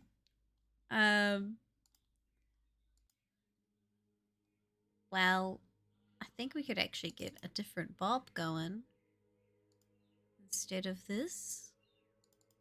Let's get some chill vibe going. If there's any questions about any of the characters or the current state of our game, this is your moment to ask. Well, everyone else runs away. Positive intelligence, but a negative strength. He uses the intelligence to fool others into thinking he is stronger than he is by using fulcrums and weight dispersal. Love that. Love that. Turn the music up a bit for you guys. But yeah, thank you again for the awesome raid. Thank you everyone for all the follow love. That was really sweet of you. Juice Ties TV. I'll definitely have to come check out your game. I don't know if you're still here. I'm assuming, post stream care is a thing that you're probably doing right now. Fair enough. This game is every second Sunday, Dodo. Mostly because that's just what our schedules allow. So this is session 26. I play, if you look at this picture on the far right, we have Nofret Kepri of the Tuvasa tribe, with her sister, who is Seket. And if you are sneaky, Seket is standing next to me, but in the reflection is her changeling form, Hetty, who is my other sister. And then going left one more time, we have Freya-Lise Winterlight, who is a cleric, who is not currently here today. She had personal stuff going on. And then we have the very left, Vander, our cat. It's a nice detail, right? Perdicious actually made all of the art of our characters, which is really cool. Yeah.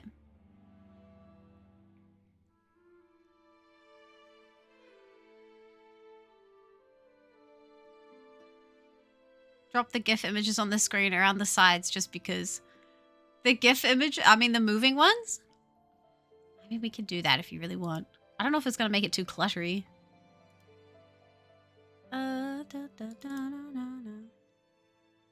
We have Bushki, Gabushki, Gabushki, and a Gabushki. These ones all are just like the moving ones. But we're using this thing called Fugitech? Dodo, if you ever stream D&D and want like the little characters to do something when you talk, this is really, really great way of doing it.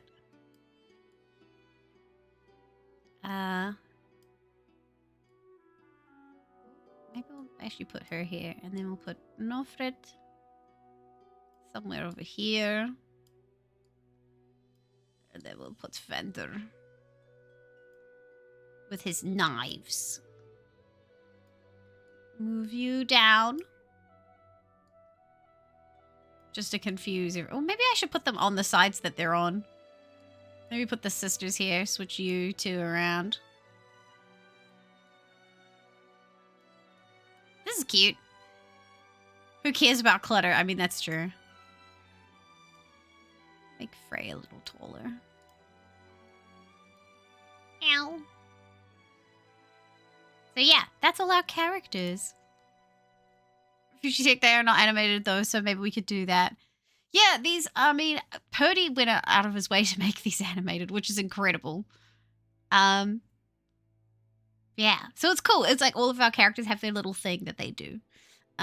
So my character has like a glowing glyph on her face, and then her gust cantrip, because we love gust here. Gust is a great cantrip.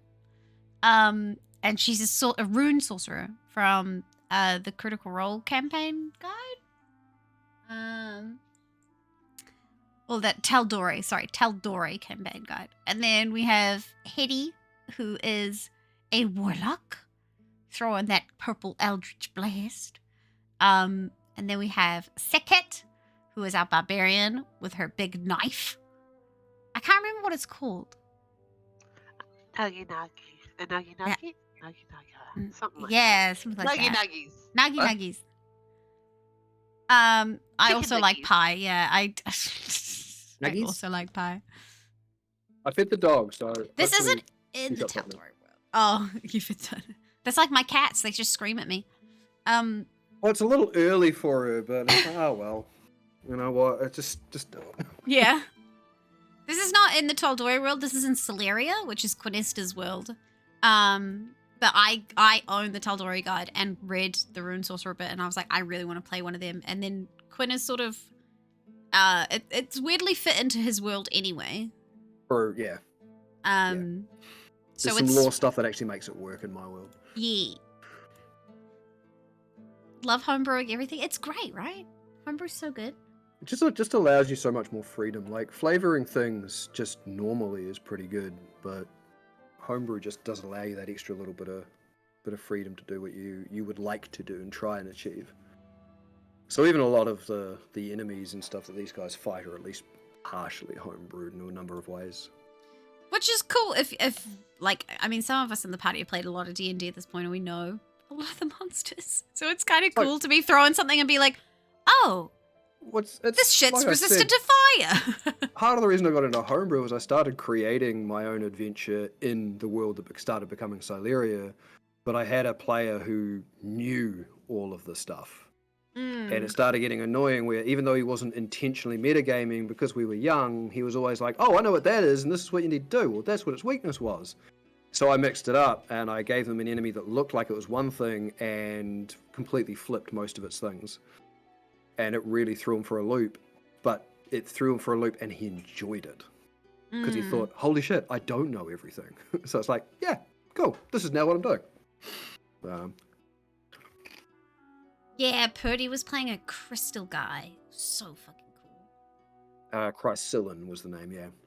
Very, very Chrysillin. intrinsically linked to the world and its lore. Yep. And we'll get him back in one Yeah, day. we will one day. I'm really, really hoping we can. Well, yeah, it's going to be interesting when New Bub comes along. So we'll see how that kind of plays. Yeah. Yeah. Gosh.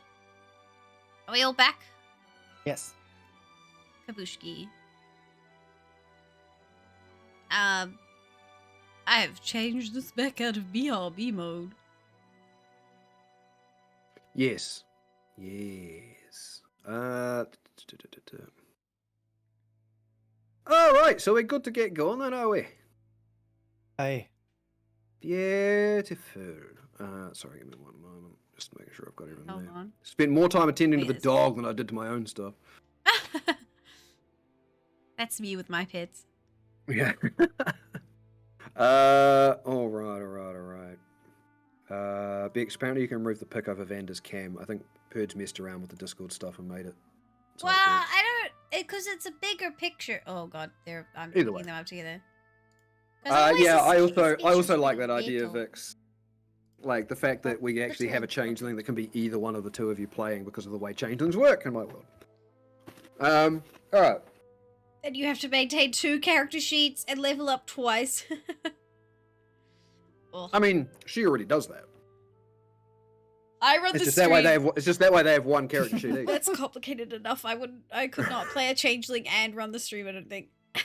Well, that's why I can't DM and run the stream. I mostly refuse to. I would Yeah. play it again one day. I did it with the Mash Effect stuff and things, but all right. So you guys return to the wagon.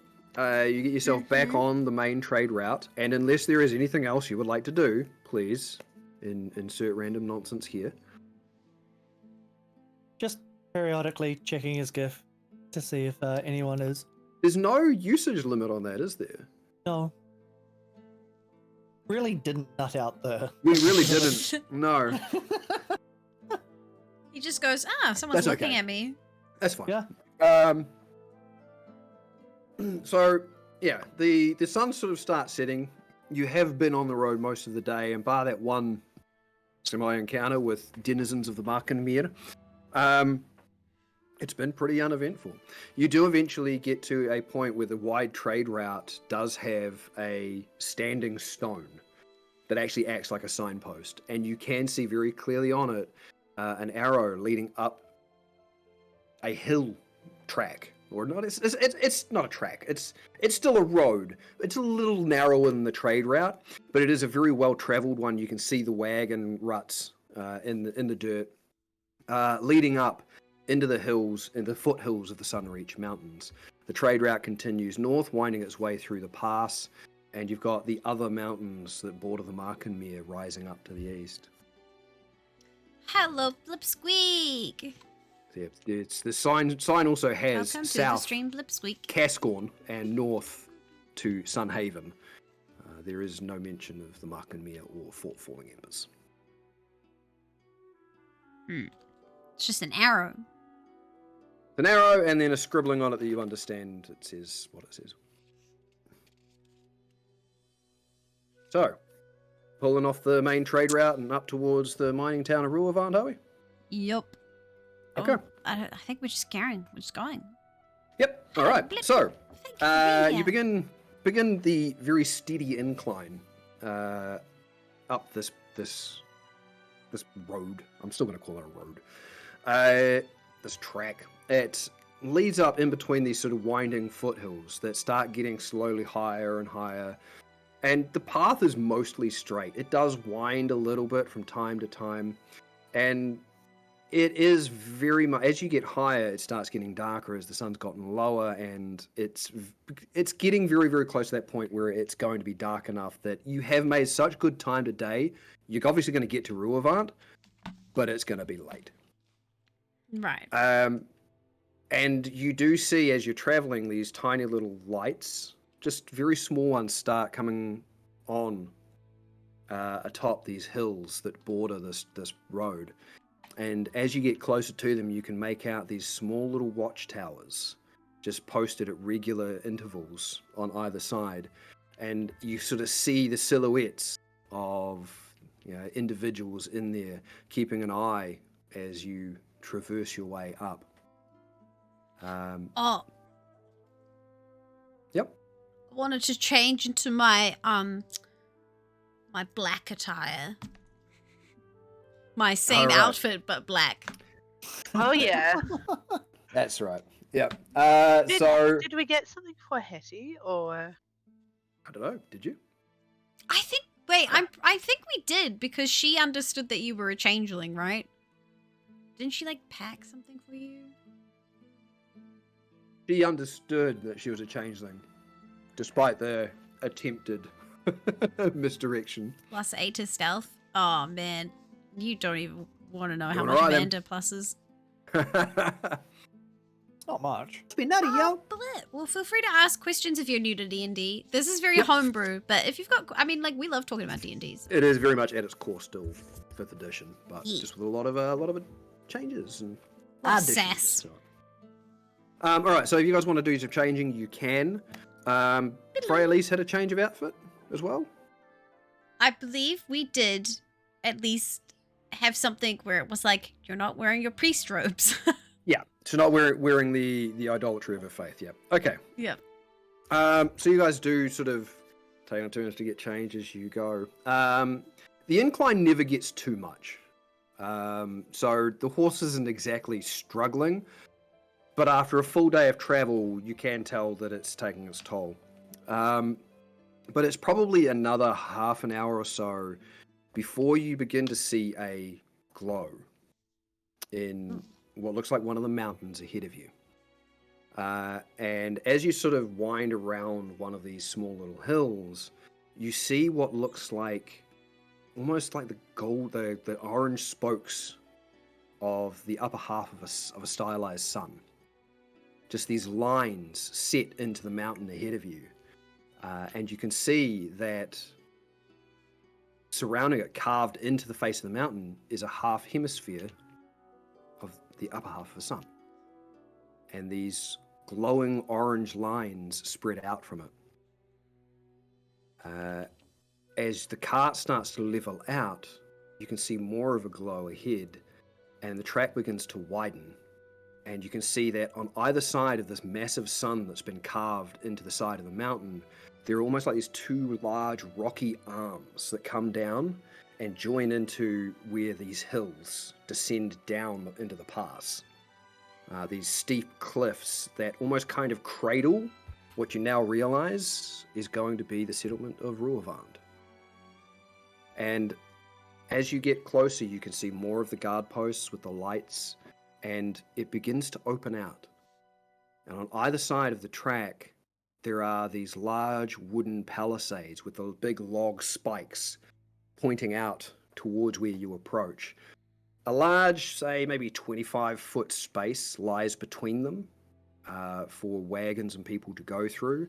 And then set back, like another 15 feet beyond that, is another set of log palisades pointing towards you. You can sort of see that set between the two on either side, there's this almost miniature trench in the ground and these scrape marks that go all the way back to the one in the distance. I'm going to let the sisters roll a history check each. Okay. Yep.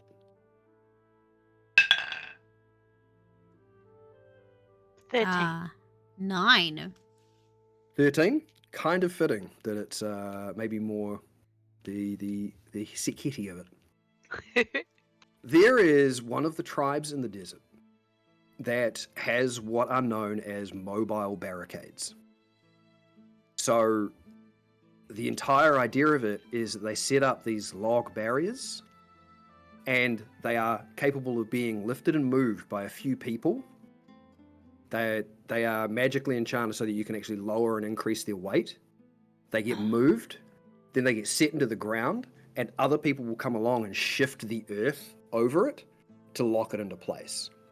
It is very specifically a tactic one of the tribes in the desert use, and it appears as though part of the defenses here in Ruavant have been set up in a similar manner, where that palisade at the back can be pulled forward, locked into that little trench, and then earth magically shifted over it to lock it into place to completely form a spike barricade. You see a variety of other guard towers, and there's some small buildings here and there. You see more of this sun and realize it's not just set into the far mountain.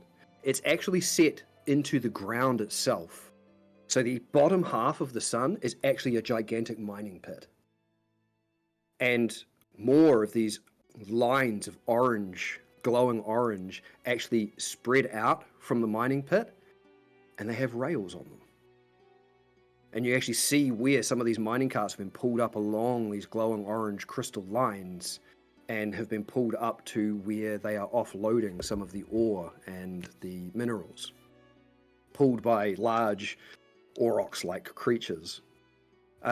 Several of the individuals standing there see you arrive, and you see an elven male. He starts approaching from one side as the cart sort of, you have to slow it down as you get to this point. And he sort of wanders on up and takes a brief look. Oh, welcome to Ruavant. My name is Eblin. May I ask where you hail from and what your business here is? Hello. I am Nofret Kepri of the Tufasa tribe. These are my compatriots. Hello. We are here Hello. to put this man to work, if you will have him. To work? Hmm. He sort of looks over and sees the man bound on the back of the wagon, and just immediately an eyebrow goes up. Like, exactly what sort of work are you wanting us to put him to? We're not a labor camp. Why? You do mining, do you not? We do, but it is a by choice trade.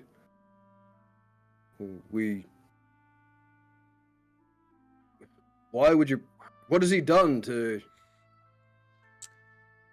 We have blood pact with him. He attacked us on the road with his bandit friends. He has brought shame on himself, and now he owes us. Too many bandits. Well, why did you bring him here, if I may ask? We heard there was a mining town. He can pay off his debt that he now owes us. I'm going to be straightforward with you. We don't have the capability of discharging your blood debt. If this man owes you something, take it from him. Otherwise, the justice he will find here is if he is tried and convicted as a bandit, he will be put to death. It's as simple as that. We will not keep a man in these mines that we cannot trust. I respect that. You sort of see this dwarf sort of wander on over from the other side, a little bit of a pipe, and he sort of looks over and it's like, "Hey, new visitors! Hello! Hello. Bit late to be rolling into town." Took us a little longer than we thought. It has been a long day. Great, just go get the mayor, would you? All right. I mean, sure. It's time to knock off anyway. And he sort of stretches, and you hear the popping of muscles, and he sort of just begins wandering off into the distance. It's like, it's very curious, that one. Well, I'm not sure what we can do for your man there, but like I said, welcome to Ruavant. Whether your stay is a short one, or you're here for the jobs yourself, welcome. We can't put you up for the night, but I'm sure that the mayor would like to see you. Why would he want to see us? He always likes meeting new arrivals. It's a very small town. We also have a letter. A letter? We did get the letter, didn't we, guys? Mm. Yes. Yeah, By we the way, have I have changed Albia Rodeo Oh, to Bex, nice. so that you've now got a layout of Ruavant. Oh, you fucking Whoa. did though. Yep. Stealthy in the background. Chat. Oh, damn. I need to change Sekit for Hitty though. Give me a sec. Let me Apologize for change. cameras and widgets today, Pokes. I'm doing my best. This is cool. Damn. Right. Huh? A rays coming out of the pit. Oh, So yeah, shit. he sort of looks across the group of you, and it's like, we don't have a whole lot to offer. I hope you don't mind caves, because that is where we make our homes. But I mean, before the mayor gets here, is there anything? Where are you from? Where are you from, and what are you looking to do here? Well, Terragonia. Come a long way.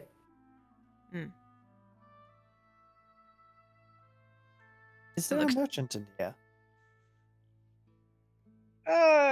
Not a specific merchant, but there's always trades to be had. Oh, good. Always welcome to find someone, I guess, willing to trade something for another. And as this sort of continues, and Iblan's sort of kept nattering at you. The dwarf Grits sort of wandered on off down to what you can see looks like a sparring ring. Ooh.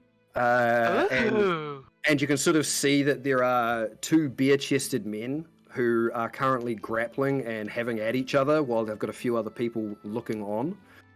Until you sort of get this tall, bulky, one-armed dude just kind of grabs the arm of the guy attacking him, brings the arm down, and pops down into the shoulder, and you can't hear it from this distance, but you can almost hear the anguish yelp of the guy as his shoulder is probably pulled out of his socket.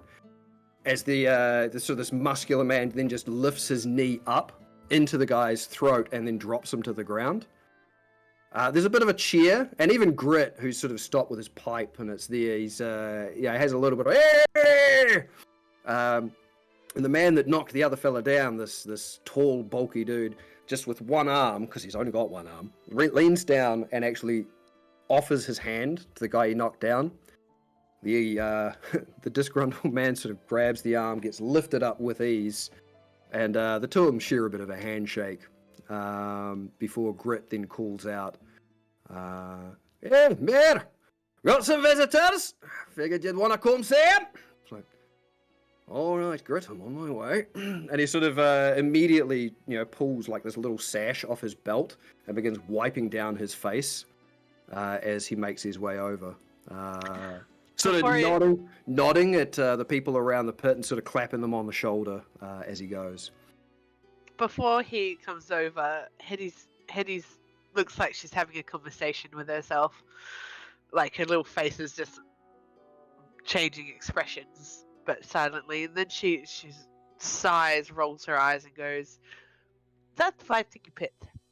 Can anybody have a go?" You're addressing that to Iblan? Yeah. All right.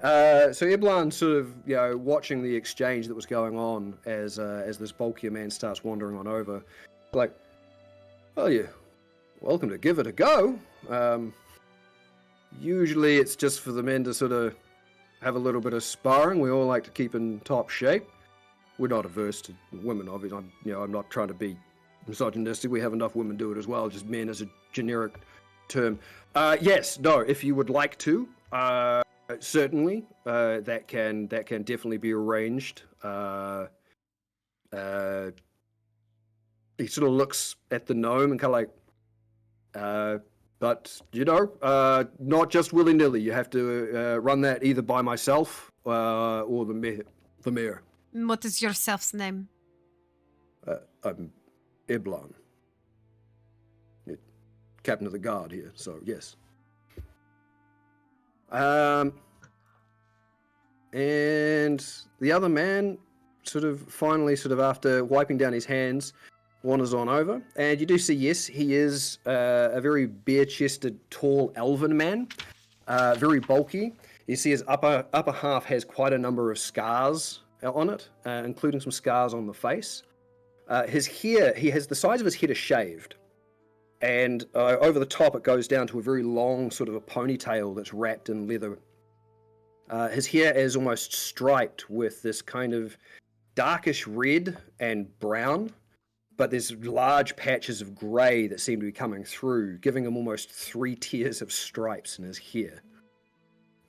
He looks at you with these sort of brown eyes as he sort of just absorbs these newcomers, big, easy smile, looking at you all, and it's kind of like, "Oh, take it you've been given the good hello from Eblan. Welcome to Ruavant, I'm its mayor. Faruz-Murat, good to see you all. What brings you to our little town?"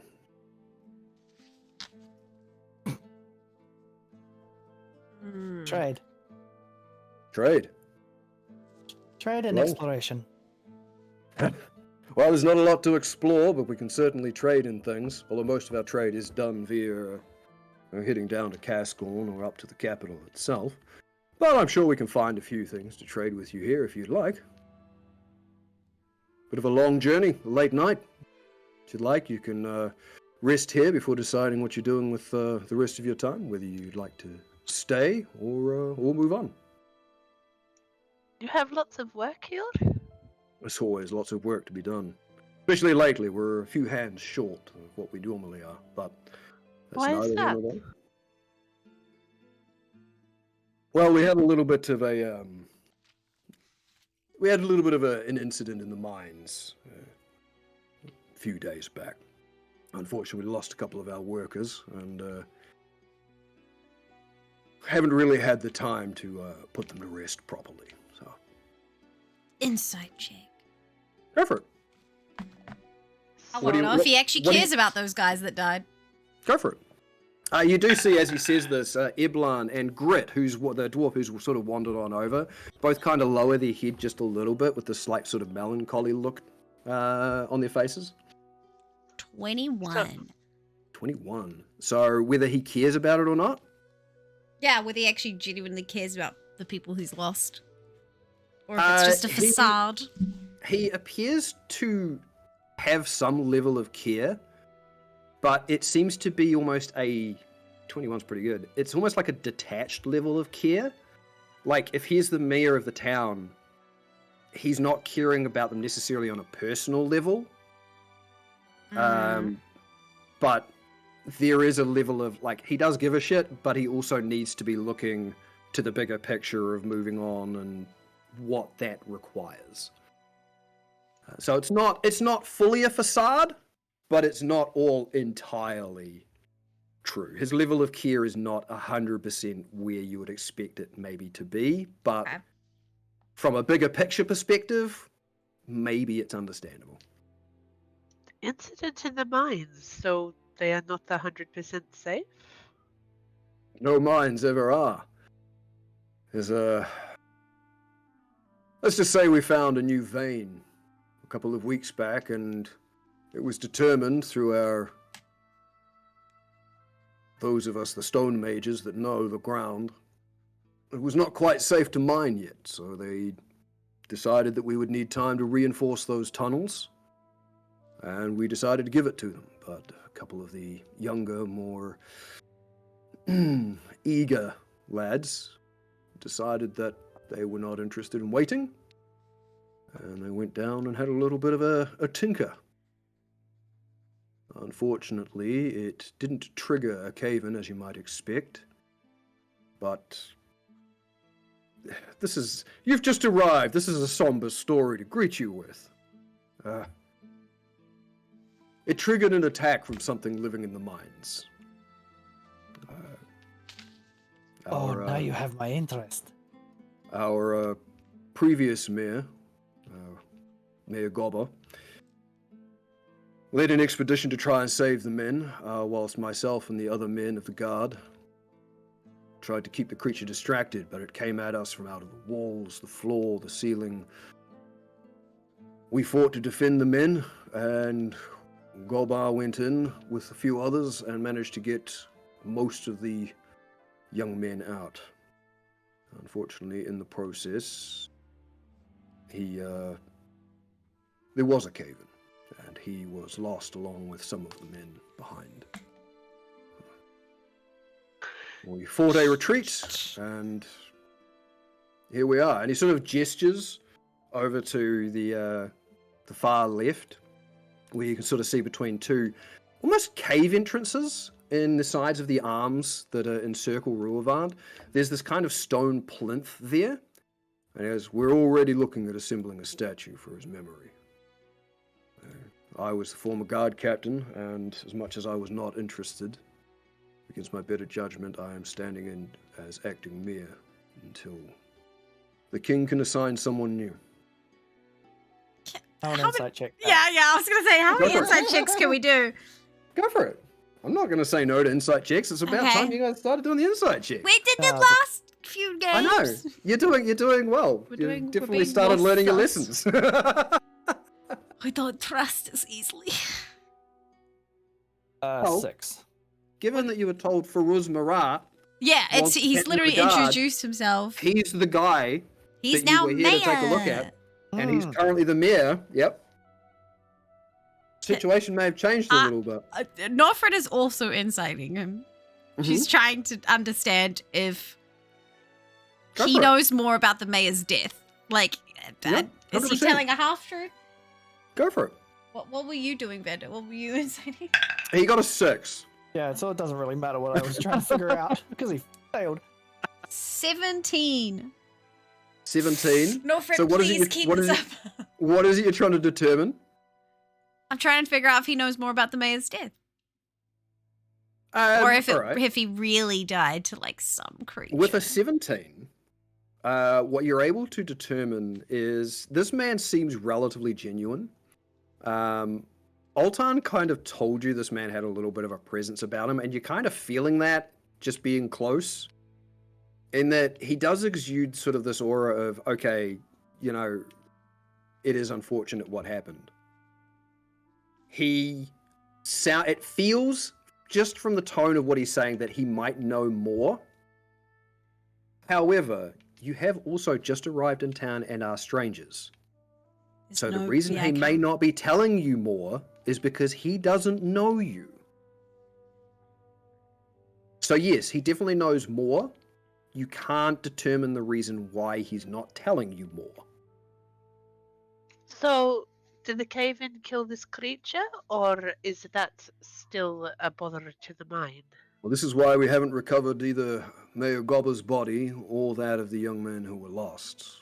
We've currently sealed off that section of the mines because it is in fact still there. And Eblan here, the new captain of the guard, we don't really have the men to go down and fight a creature that can pop out of the walls and the floor. We barely put a dent in it, so... Because that is actually one of our specialities. We look at things in the dark and make things a little safer sometimes, so maybe we could be of help.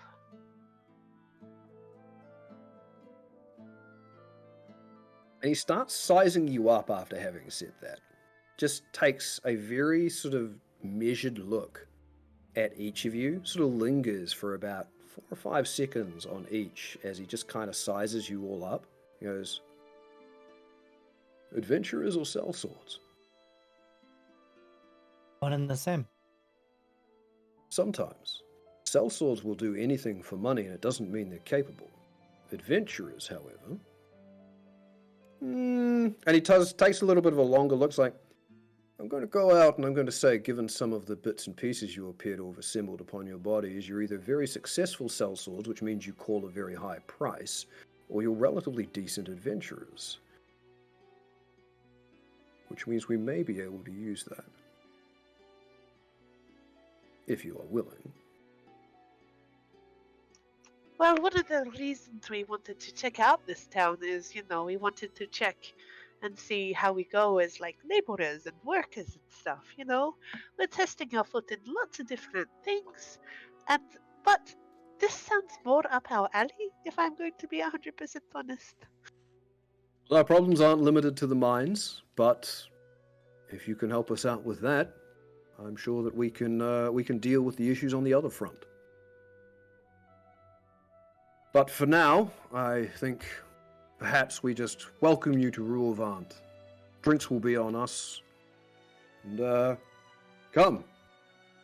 Enjoy a meal. Welcome to our home. And, sort of the sun is beginning to set, and you do see a few of the lights. The orange crystals in the ground have sort of lit up and created this ambience around. Something very similar to what Fort Falling Embers was like.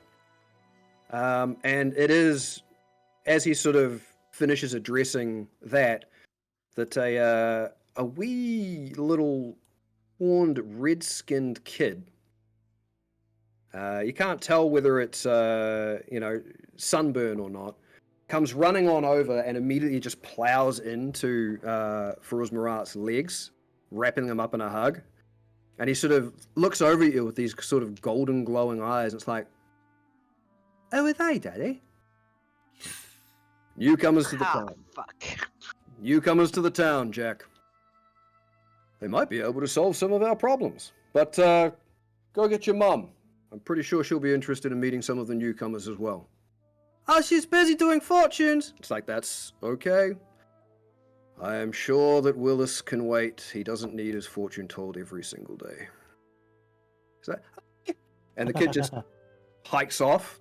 Where in the distance you can see what looks like almost like a red, almost like a carnival tent up against the rock face. And Murat then turns and looks back and is like, well, I suppose if you'd all like, you can come and meet my wife and get your fortunes told if you like. It's kind of a specialty of hers. Most Perhaps I people can are. wait till tomorrow. It has been quite a long road. Fair enough. I didn't mean to impose. Well, she'll be on her way. She'd like to meet you anyway. And But, you did promise drinks. Of course. Well, come with me. Again, I hope you don't mind caves, because that's where we're going. Let's go. All right, and so he begins to move off. Iblan walks off in the other direction and begins sort of calling out, instructions for the night watch. You do see as a couple of them come along and they lift this palisade and actually scooch it into place, while a couple of the stone mages that Murat was talking about come over and they actually seal the hard-packed earth over the base of it, locking, if you will, the front gate of Ruavant. And as he sort of heads off to the right-hand side, well, I mean, from where you guys would be looking in, it'd be the left-hand side, towards one of the cave entrances, you do see the little red-skinned boy sort of step out from the carnival tent in the distance, followed by a very tall red-skinned woman with long hair, who begins to sort of move on over towards where you all are. Let me just... Where is she? I'll unhide her. Bring her over, because I can. You made Faruz-Murat in Baldur's Gate. Made him what? You made him in Baldur's Gate. I did. I was thinking about it this morning, and it's like, I can't find an image of this man that I want and I actually like. So I decided to make him. And I thought, I might just start doing that now. That's a great idea. And you can't see it, but he actually does have the fox tail wrapped in leather behind his head, yeah. And as this red-skinned woman comes on over, I'm going to get... Frey's not here, so I'm going to get the two sisters again to make an intelligence check. Intelligence. Yes. Come on, big money, no whammies. Ooh, 18. 10. 18. It occurs to Nofrit first, and it will eventually occur to Hetty, because Hetty wasn't specifically the one that this was meant for. It was more Sekhet. As she approaches out of the light, you've met this woman before. I wondered. Once upon a festival, back in Cascorn, you all met a fortune teller. And as this woman approaches, she gives out a big smile. Like, well, hello, love. Hasn't it been a hot minute? This is Innistra, the fortune teller. And it's 7 o'clock, so I think that might be about the time to finish for the night. God, I have to go back and read all my notes. That was from between session 2 and 3. Oh my god. Your interlude session. During the festival at Kazdrop. That's like first notebook notes. That's how far back it is since you met her. Oh my god. That is wild. Welcome to Ruavant, guys. Okay. We're fucking boned. He has a kid. She's met us before. She's a fucking diviner. Like, we're boned. We're just gonna act like adventurers. This is what we said we are. Yeah, no, I think we follow the plan. I think we're following the plan. I think we're fine. I think we're I mean, fine. Welcome back to the main story. It's been a hot minute since you've been on the main story. Fun. You know? You know? And we nearly side quested again today, so. Yeah. I'm actually kind of glad you guys didn't do that. Like, we rolled for it and there. We It's might like, have made friends by accident. there was this brief moment on my head where it's like, do I just not do this and just say nothing happened? No, I'm not going to do that. They rolled for it. I need to do it. So. And look at us not choosing violence. Mm-hmm. Aren't you proud? I'm actually Mhm. proud, yeah. I'm actually proud because that was the way it was going to go. All Yeah. right. Well, we are going to pass on the love to Down to Die RP, another Dungeons and Dragons team. Yeah, sorry, Perb. But yeah. Is that a joke or is it serious? I don't understand anymore. What's that? Bird rejoining. That would be so. Well, you're not going to know now, are you? Ah! We fail. We fail. I mean, But hey, yes. look at how long it took us to get Vander into the game. That is true. Oh my god, yes. Thank Would you, have been Juice, even again. longer had we stuck with the original plan. Oh Yeah. God, yeah. Thank you, Juice, for the big grade that you sent our way, and everyone who followed from that. That's so sweet of you. I hope you enjoyed the game. I'll be streaming again, most likely Tuesday. I'll see how my energy levels are. But thanks for me and the whole Syleria team. And happy birthday, Quinesta! Okay. Stay spicy, stay feisty. We'll see you in the next exploration. Goodbye. Goodbye. And we've raided